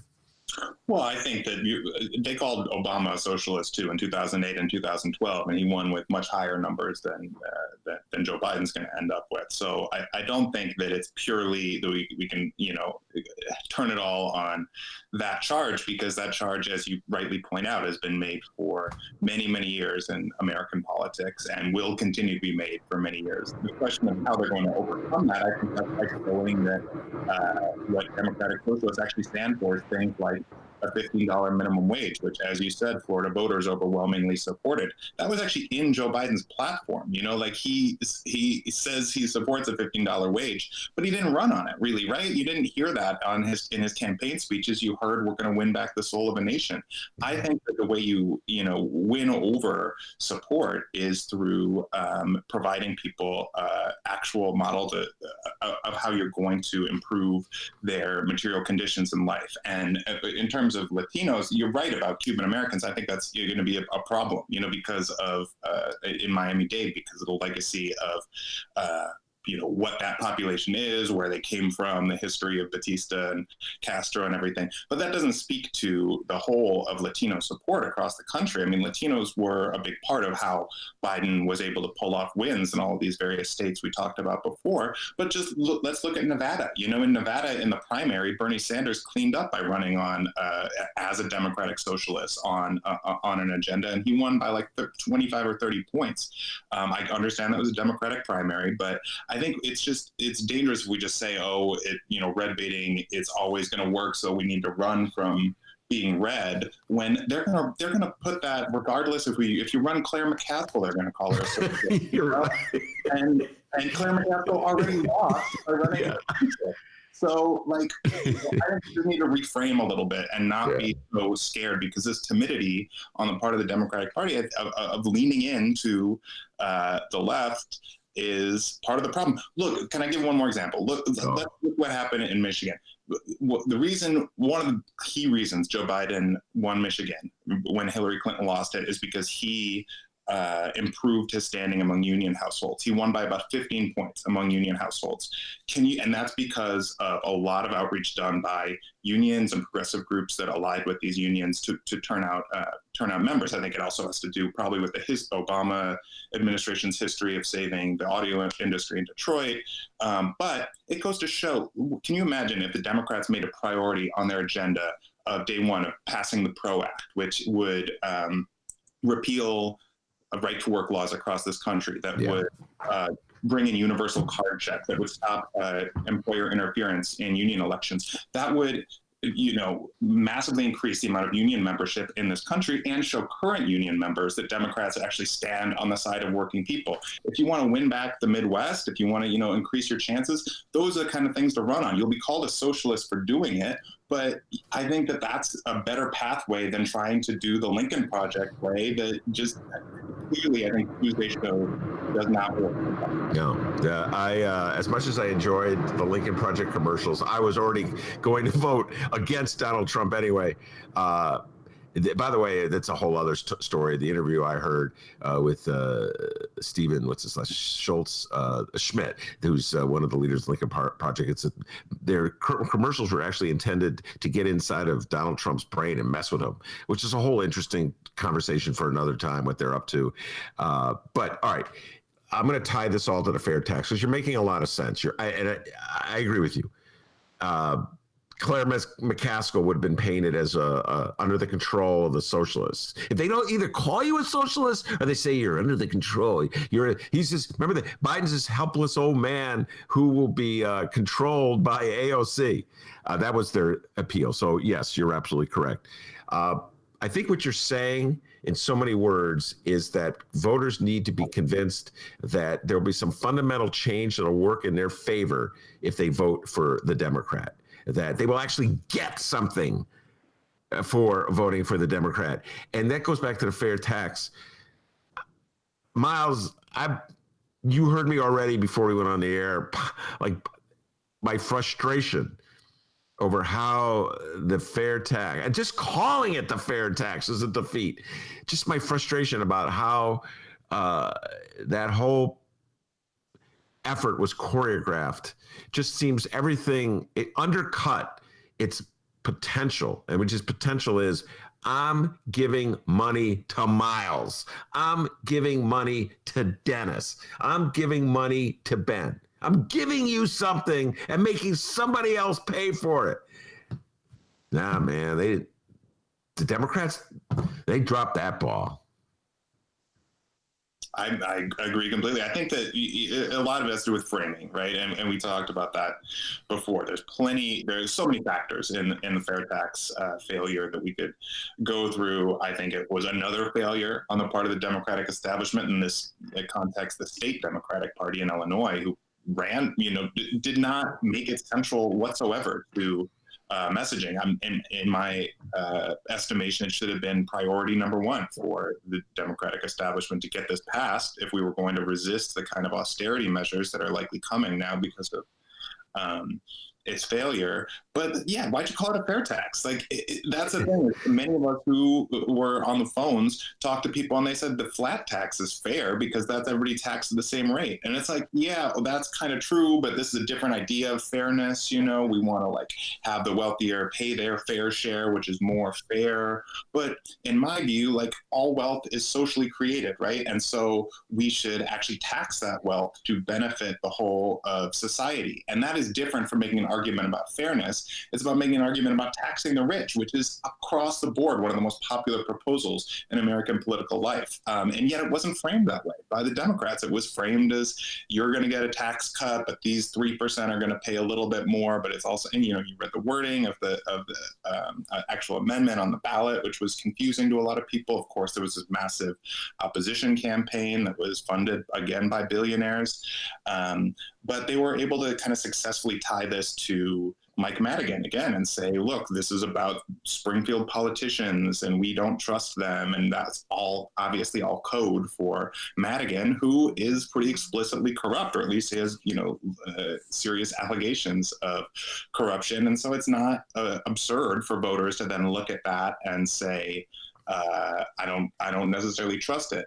how would this have gone if it was framed as a tax the rich amendment? You know, I think we would have fared a whole lot better. It certainly would have made the lives of the people that were doing the outreach for it a lot easier, because the groups that were doing a lot of this, the turnout calls and the persuasion calls around fair tax were these left-wing progressive groups in the state, because again, they filled in this vacuum left by the Democratic establishment that didn't put their energy into this fight. I mean, J.B. Pritzker has a bully pulpit. I've been supportive of a lot of the things he's done as governor, but this would have been like his keystone achievement in his first term, and he was pretty absent on this fight. I mean, he donated a lot of money to make a lot of ads, but he didn't use his position, I would say, and you could say it's because of COVID, pandemic, and a lot of other issues coming up.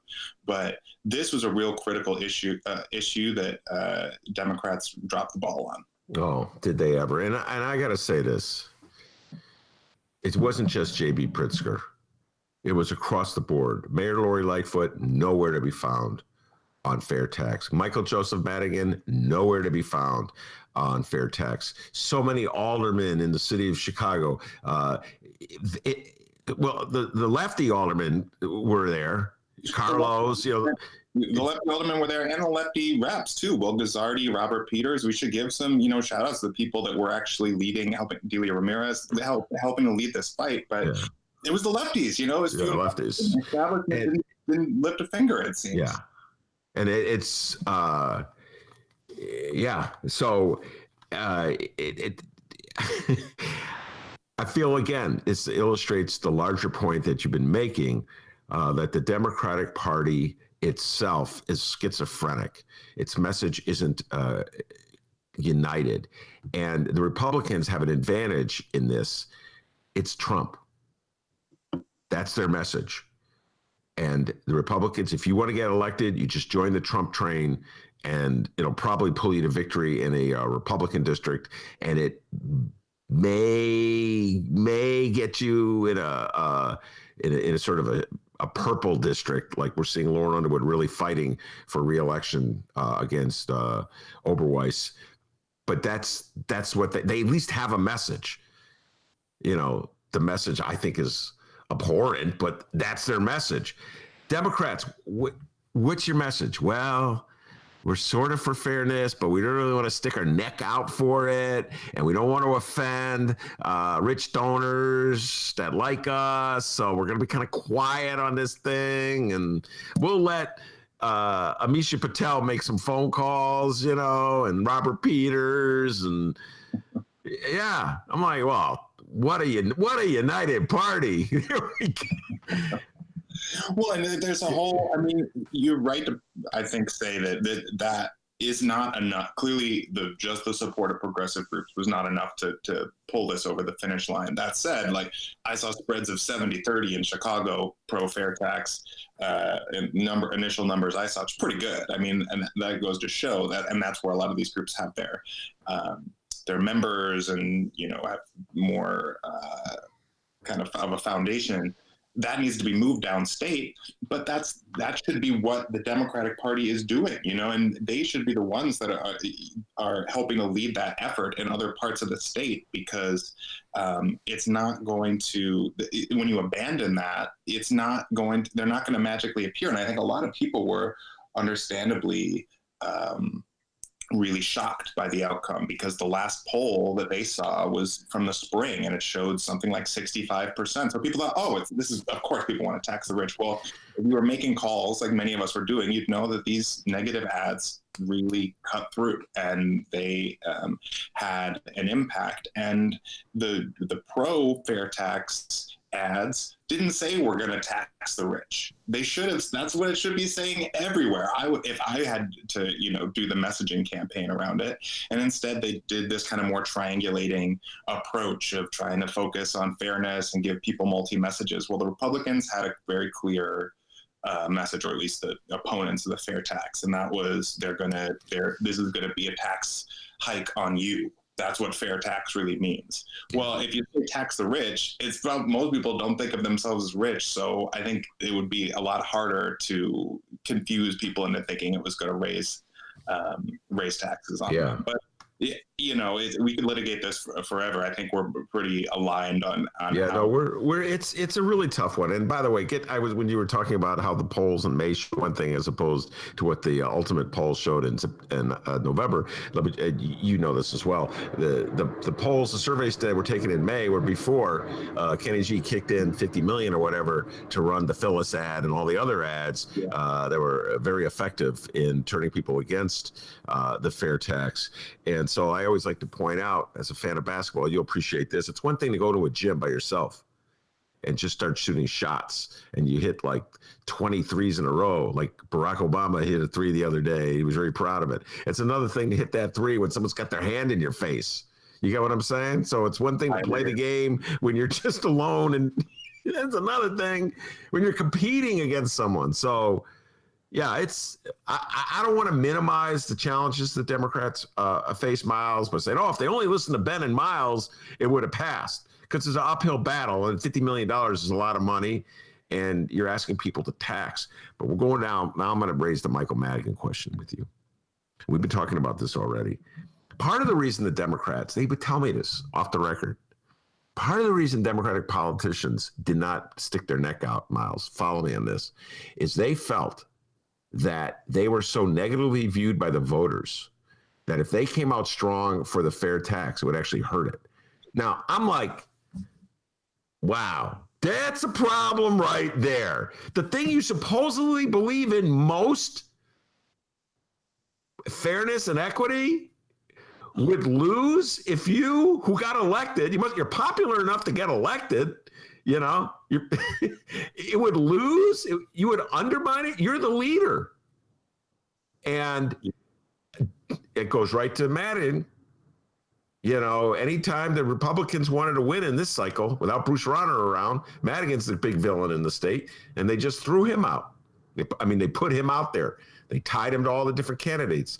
Betsy Durson-Londrigan running as a congressional candidate, no connection to Madigan. Tied her to him. She lost by even more this time around. Kilbride, a judge, tied Madigan to Kilbride. He loses. He doesn't get retained.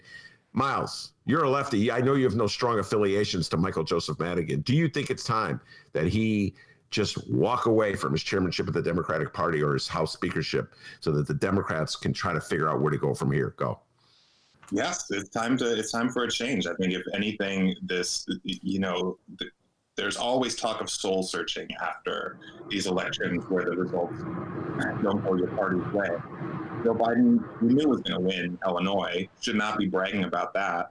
I still have faith that that Underwood might pull it out against Ice Cream Jim, but we'll see how that goes.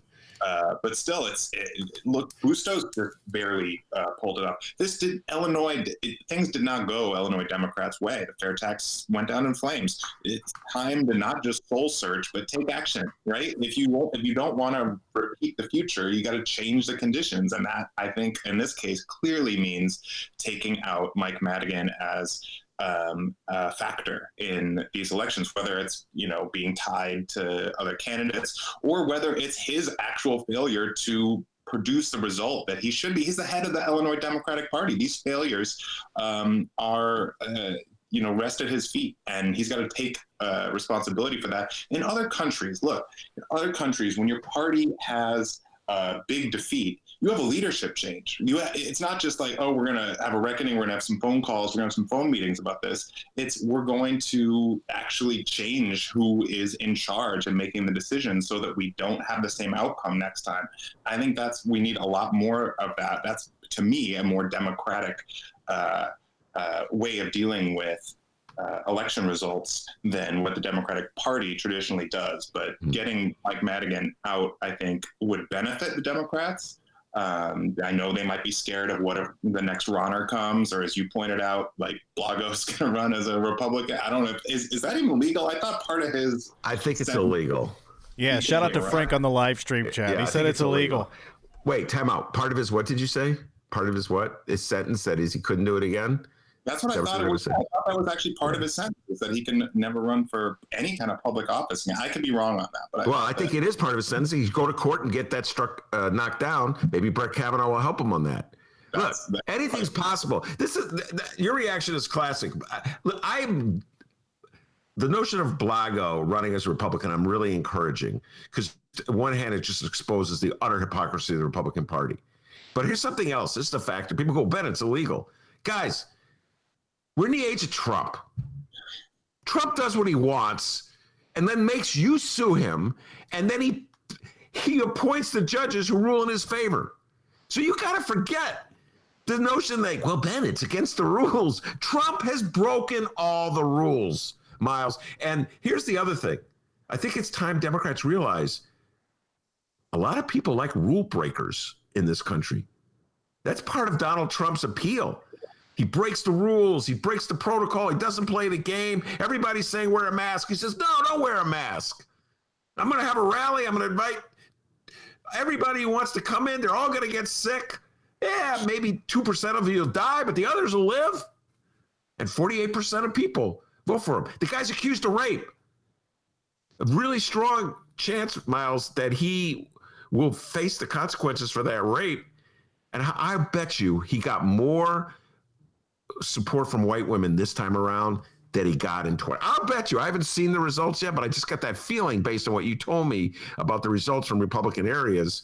I got a feel. So, people kind of like rule breakers. So I wouldn't put too much stock on the rule right now that Blago can't run. You get what I'm saying? Where there's a will, there's a way. Go ahead.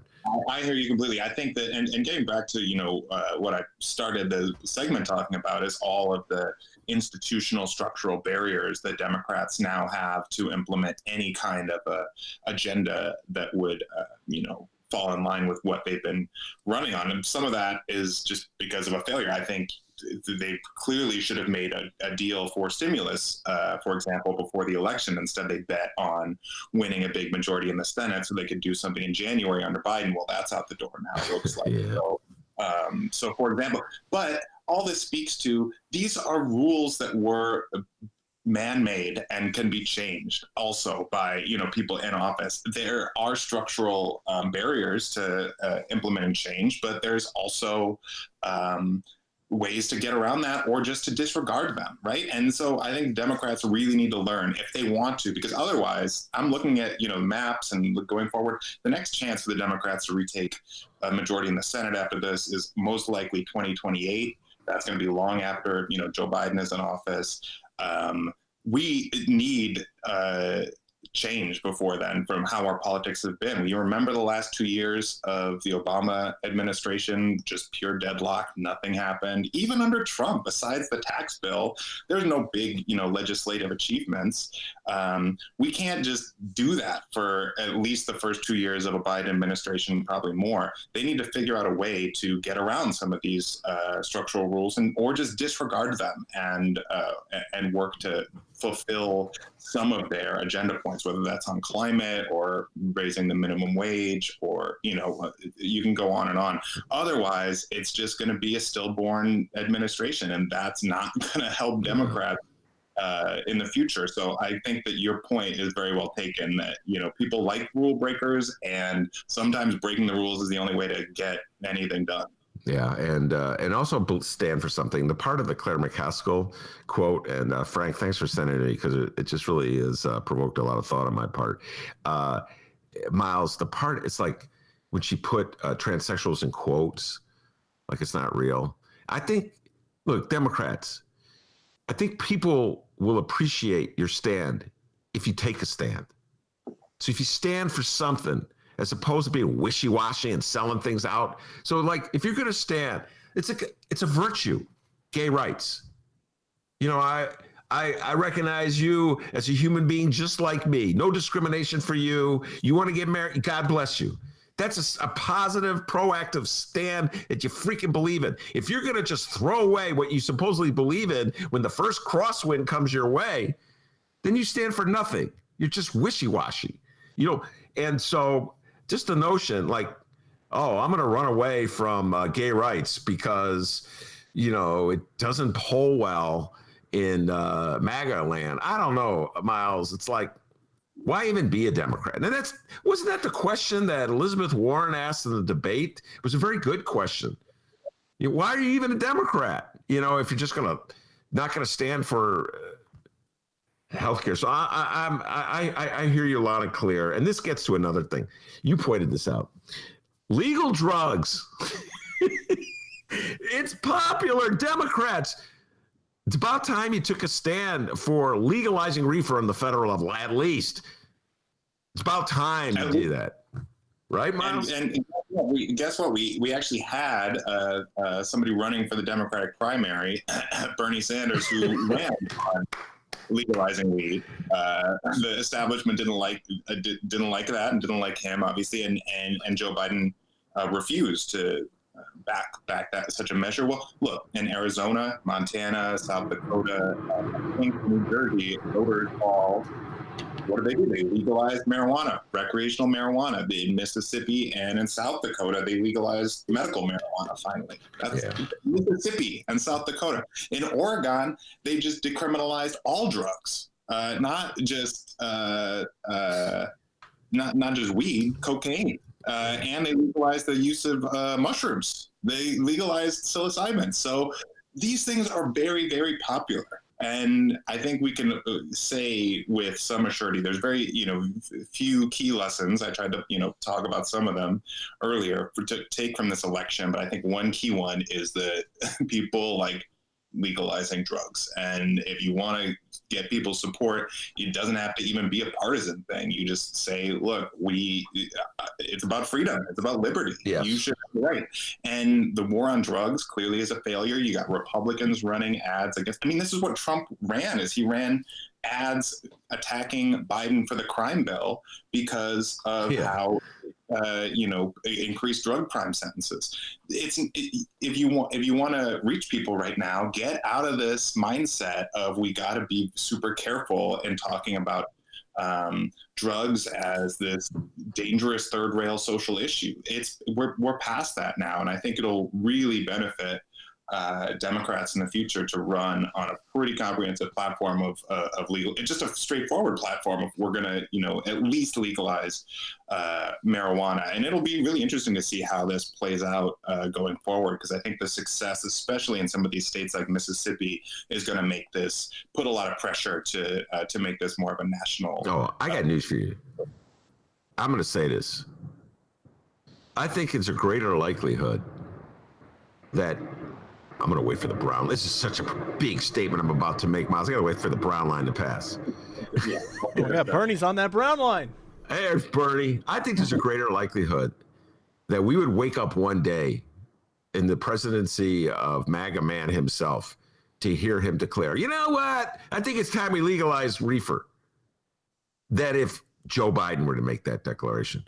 Because Donald Trump doesn't care. It's like Joe Biden is still trying to pretend that he's, Dudley Do-Right and doing the right thing. And I don't know. There's a lot of concern about marijuana these days. Maybe a lot of stories about it. I'm not quite sure. Maybe decriminalize it, okay. But and Donald Trump, he doesn't care. He go, they voted for it in Mississippi. MAGA loves reefer. I'm for it. Let's do it. Let's do it now. Miles, I would believe Donald Trump would do that before Joe Biden. What do you think? Probably, but I don't think we're going to see that, because I don't think we're going to see another 4 years of Trump, and I doubt his lame duck is going to be filled with decriminalizing marijuana. But again, the results are not all in. Also, I got to just give a shout out. I think that was a Rocky and Bullwinkle reference.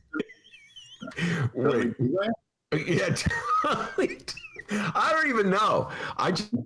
Yes, I think it is. I just have this image of Dudley Do-Right, and that's always these Democratic politicians always trying to be Dudley Do-Right. I'm doing the right thing because it's the right thing to do. And then Donald Trump just does whatever he wants. You know what I'm saying? It's only rallies in the middle of a COVID. Oh, God, it's a nightmare, Miles. It's a freaking nightmare. All right, let's get a couple predictions before we let you go. Number one, your thoughts on how this election will end when all the voting is counted, et cetera. Who do you think is going to be victorious? Well, I'm president. I do think that at this point, it's really hard to imagine a Trump comeback. That said, we've seen some crazy stuff before, so I'm not writing up my Joe Biden wins stories quite yet. But it's also it's a very narrow pathway for Trump at this point. I think he would have to win basically every state that's left. I think Fox News is in an interesting position because they called Arizona for Trump nights ago. It caused his campaign to freak out. There's all these reports of Trump himself calling Murdoch and flipping out about it. It's getting closer there. So if they have to reverse, are they going to reverse that call? Because if not, once we get these Nevada votes in, it looks like they were supposed to be out this afternoon. Now they're saying tomorrow morning from Clark County. That would put Joe Biden over at 270. And so Fox News would have to call the race for Joe Biden then. Yeah. I can't see them being the first network to do that. So we're going to have to see what they do there. That's a great Trump point. Would freak out because they're coming out. And I'm very worried about what is going to happen just based on all of the provocations that the Trump administration has made to help to incite some unrest and fervor over this result. I mean, just today they started this Stop the Steal Facebook group. This is what they're now calling themselves, Stop the Steal, even though, as you've pointed out, the Trump supporters are both trying to stop the vote and count the votes at the same time. Yeah.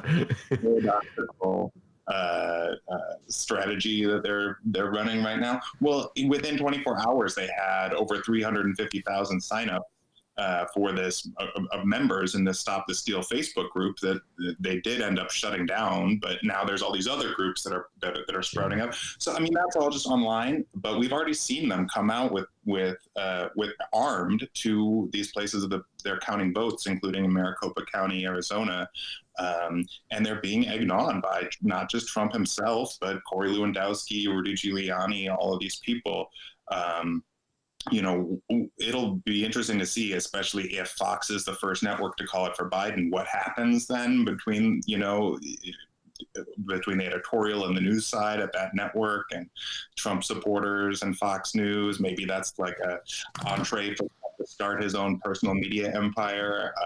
After this whole thing wraps up, we'll see. But I think that ultimately, I don't know what will happen with Pennsylvania. My feeling is Arizona and Nevada will go Biden, and that'll be enough to put him over the top. The Senate, it's going to come down, it looks like now, to Georgia. And my advice to Democrats is don't just send money. You sent money you sent $100 million to Jamie Harrison in South Carolina, the most expensive Senate race in history. He lost by double digits to Lindsey Graham. It's very similar with Gideon in Maine and some of these other reach states for Democrats. They spent massive amounts of money and it didn't change the result. So I'd say get on a bus, go to Georgia before January, and try to get people to back both of these Democrats so that they can take a majority in the Senate, because that's going to be critical to actually doing anything in the next few years. Absolutely. We'll close on that point. Before we close, anything you want to promote from in these times?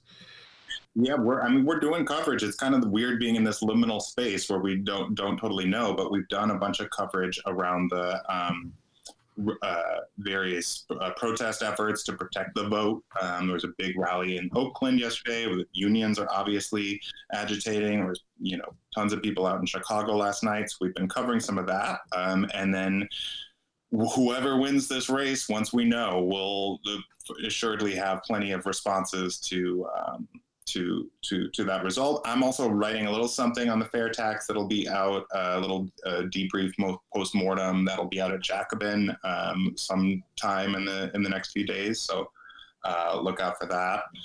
You can follow my little quips about the election on Twitter at Miles Kampf-Lassen, if you so desire. Yeah, and this has been a rough and tumble time for people that are sick of Trump and Trumpism. There's a lot of challenges that are ahead that I talked about earlier, but I think that if if the election goes the way it looks like it's going to go, that will be at very least a massive relief and provide some more opportunities to progressives and the left that have not been seen in the past 4 years. So we should at least feel pretty good about that. Very good. All right, Miles, stay safe. We'll be talking to you real soon, all right? All right, thanks. All right, that's a great Miles Kampf-Lassen, the pride and joy of Whitney Young High School. Indeed, didn't pay the little... Miles. All right. Oh, wait. Let me look outside here. There's someone outside. Okay, yeah, I hear you. Oh, my God. Ben, there's a dolphin out there. Is there? Where? What does it sound like? Holy cow. Man, Miles knows his stuff. Passionate writer, lefty, and he made talked a lot of sense. Democrats, it's a moment of reckoning for the Democratic Party, even as they eke out this win and hope that the Supremes don't then take the win and give it to Donnie. Yeah, we like you, Donnie. You put us in the court. Here you go. All right, D, what do you got? Yeah, we have some updates here. First off, the following comes from the Chicago Sun-Times and Fran the Woman Spielman. The headline reads, Lightfoot throws lifeline to bars and restaurants. It says here, Mayor Lori Lightfoot has said she's so concerned about losing restaurants that are the lifeblood of Chicago neighborhoods, she ordered her finance team to scour her pandemic budget again to find the money to provide restaurants with additional financial and regulatory relief. Let's see here. She's using $10 million from the first round of federal stimulus funds to provide $10,000 in grants to independent bars and restaurants fighting for survival after being forced to stop serving indoor patrons for the second time. Under pressure from Chicago aldermen, Lightfoot also plans to introduce an ordinance temporarily capping the fees that third-party delivery services can charge restaurants. In yet another lifeline, the mayor is launching a, quote, Takeout Chicago contest to encourage Chicagoans to support their favorite restaurants. Winners get VIP tours of Chicago's cultural institutions. So what do you think about that, Ben? No, I think it's a really smart idea to support restaurants, try to keep them afloat while they're being shut down during COVID, because they are just an essential part of Chicago's economy, just our essential point, part of Chicago's culture, what makes the city Chicago. So I applaud it, and I always bring it back to the larger point. At this moment, it's going to take the government, which is the collection of forces that represents all of us, ladies and gentlemen, coming together to provide the aid that people need. And we haven't seen that happen, D. I can't remember when the last stimulus bill was passed. This is what Miles was talking about. Everybody just abandoned it till after the election. Well, no. Hey, guys, the election's over, all right? We still haven't figured out who the ultimate winner will be. But the virus hasn't gone anywhere, you know? The businesses are still struggling. Everybody is freaking out. And so, yes, I wish I heard Mayor Lori Lightfoot join the chorus regarding the fair tax. She was quiet on that one, D. Because the reality is that it's going to take aid from Springfield and the federal government to keep Chicago going during these tough times. She knows that. And so I think ultimately I would have liked to have see her champion that tax. So it's a little, you can see it's like I'm a little bittersweet when I hear her talking about helping out the restaurants. All right, and before we go here, Doogie on the live stream chat, he's been weighing in. He sent us a voicemail earlier this week. We played half of it. He's been on the live stream chat going, hey, come on, play the other half, man. I said that, yeah, all that stuff about Bernie, but there's more. So, let's go ahead and play the other half here so you can hear it, Ben. We are about a minute in, so we're going to finish that out, and you weigh in with, give everybody a recap of what Doogie's voicemail was about, if you could, real quick. Doogie's the first message, which really got me going, I like playing it, fired me up, was that the Democratic Party was taking him for granted, and other Bernie supporters for granted. They did take us for granted. They took all of us for granted. D knows that better than anybody. He was a hardcore Bernie. Well, I won't call you a Bernie bro because I was told not to do that. Yeah, knock it off. You didn't tell me not to do it, but other people told me not to use that. And I'm term. a little upset that Bernie just kind of rolled over after he lost the primary. A little upset with that. Yeah, I wish Miles were here to defend Bernie right now, but I'm not bashing Bernie. Bernie took the long. His whole life is committed. I'm going to defend Bernie right now. He's like, my Democratic friends. Like, dude, those are the people that are trashing you right now, Bernie. Please stop it. All right, you know what? I'll let you get that point off. I'm going to let it go. I'm not going to rush to that knee-jerk feeling I have to defend Bernie at all times. So I'll just say this: $27. 10% or 10%. But anyway, back to Doogie. So that was his comment. He was basically taking him for granted. And I feel you, man. They just like expect you to line up and vote for whoever they put out there. Shut up. Don't embarrass us. Don't breathe loud in a crowded elevator. That's embarrassing. Okay? Just shut up. Just vote. Be quiet. All right. Let's hear the rest of the voicemail from Doogie. Apparently, there's more here, and I don't want to do Doogie wrong. All right, so here we go. A couple days ago, one of the people I follow, they posted a meme and it said, "If you live in a blue state and you do not vote for Joe Biden, you're asking the other people to do the work for you." And he made a little quote on that. It says, "I feel watched." And I did too. And yesterday, as I'm driving down the road and listening to the radio and trying to figure out everything, I actually did have an epiphany. And I just really want to go back to normal, even though I do want other things to change progressively to the extreme. So I actually, as much as I really can't stand it, I cannot take a chance, and I will vote for Joe and Harris, even though I can't stand either of them and have a lot of issues. Just as like I didn't want the Chicago mayor because she's a cop, and now we see that she ran on a progressive platform and now is doing a lot of things that she really didn't say. Didn't hold up a lot of her promises. Anyway, so this is where I'm at, and it's really tough, but we can't take a chance at this point. All right, and that was Doogie. Hell yeah, Doogie. Yeah, Doogie, I'm with you, man. I know a lot of lefties that way, like hardcore lefties. Well, Miles, our good friend Miles, you know, he not only did he vote for Biden, he was making phone calls to Michigan. And as soon as the election's over, you know, you could see like how difficult that was and challenging that is in many ways. But the reality is, and this is me speaking, Doogie, and I think you feel the same way, is that Donald Trump represented a very serious threat to democracy in this country. And you can... the way the sort of the lawlessness and racism that he advocates, him going to Kenosha, just think about that. We started the show talking about that. We'll end it. Going to Kenosha to what? Celebrate the death of two lefties? Is that what you were celebrating? Just to try to get white people afraid of black people? Is that what you're trying to do? Just the symbolism of Donald Trump going to Kenosha in the closing days and thinking that's what's going to help me get elected. And Oberweis rushing up there, the ice cream man rushing up there, and now thinking, oh, wow, that didn't work. You know, it's scary. So I just felt, though, it was a vote against racism and a vote against fascism to vote against Donald Trump. And that's why I was eager to do it and happy to do it. And we'll see where it's all going. I do believe Joe Biden will be victorious.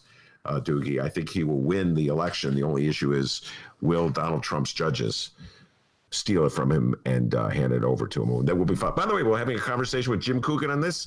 I'll be interviewing him about 40 minutes or so, and we'll drop that probably on Saturday. Ace Attorney Jim Coogan will be breaking down all the legal issues at stake in the cases that Donald Trump is filing. On one hand, he's saying, stop the count. On the other hand, he's saying, keep counting. Running out of hands there, Donnie. All right. All any right. more updates, Steve? Well, we just want to remind everybody to be like Doogie and send us a voicemail, 708-658-4788. That number again, 708-658-4788. You're welcome, Doogie. And also send us an email, bennyjshow@gmail.com. And you can find us on social media at BennyJShow, BENNY, the letter J Show. And that's it. Who the hell knows what's going to happen tomorrow, huh? A lot of crazy political news going on right now. A lot of insanity. I want to thank Miles Kampf-Lassen for joining us. Did a great job as he always does. And of course, the man, myth, and legend, the pride and joy of all Illinois, without whom the show would be possible. And as Doogie, Steven, and Miles can tell you, back home in Alton, they call him Dr. Yee. Give yourself a raise, take it out of petty cash. See you tomorrow, everyone.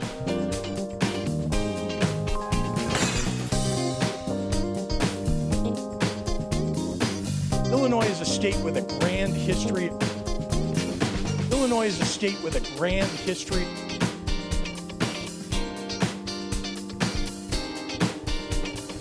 I won't just turn the car around. I won't just turn the car around. I won't just turn the car around. I'm going to shut it off. I'm going to kick you out, and I'm going to make you walk home. Illinois is a state with a grand history of. Illinois is a state with a grand history of. Illinois. Illinois.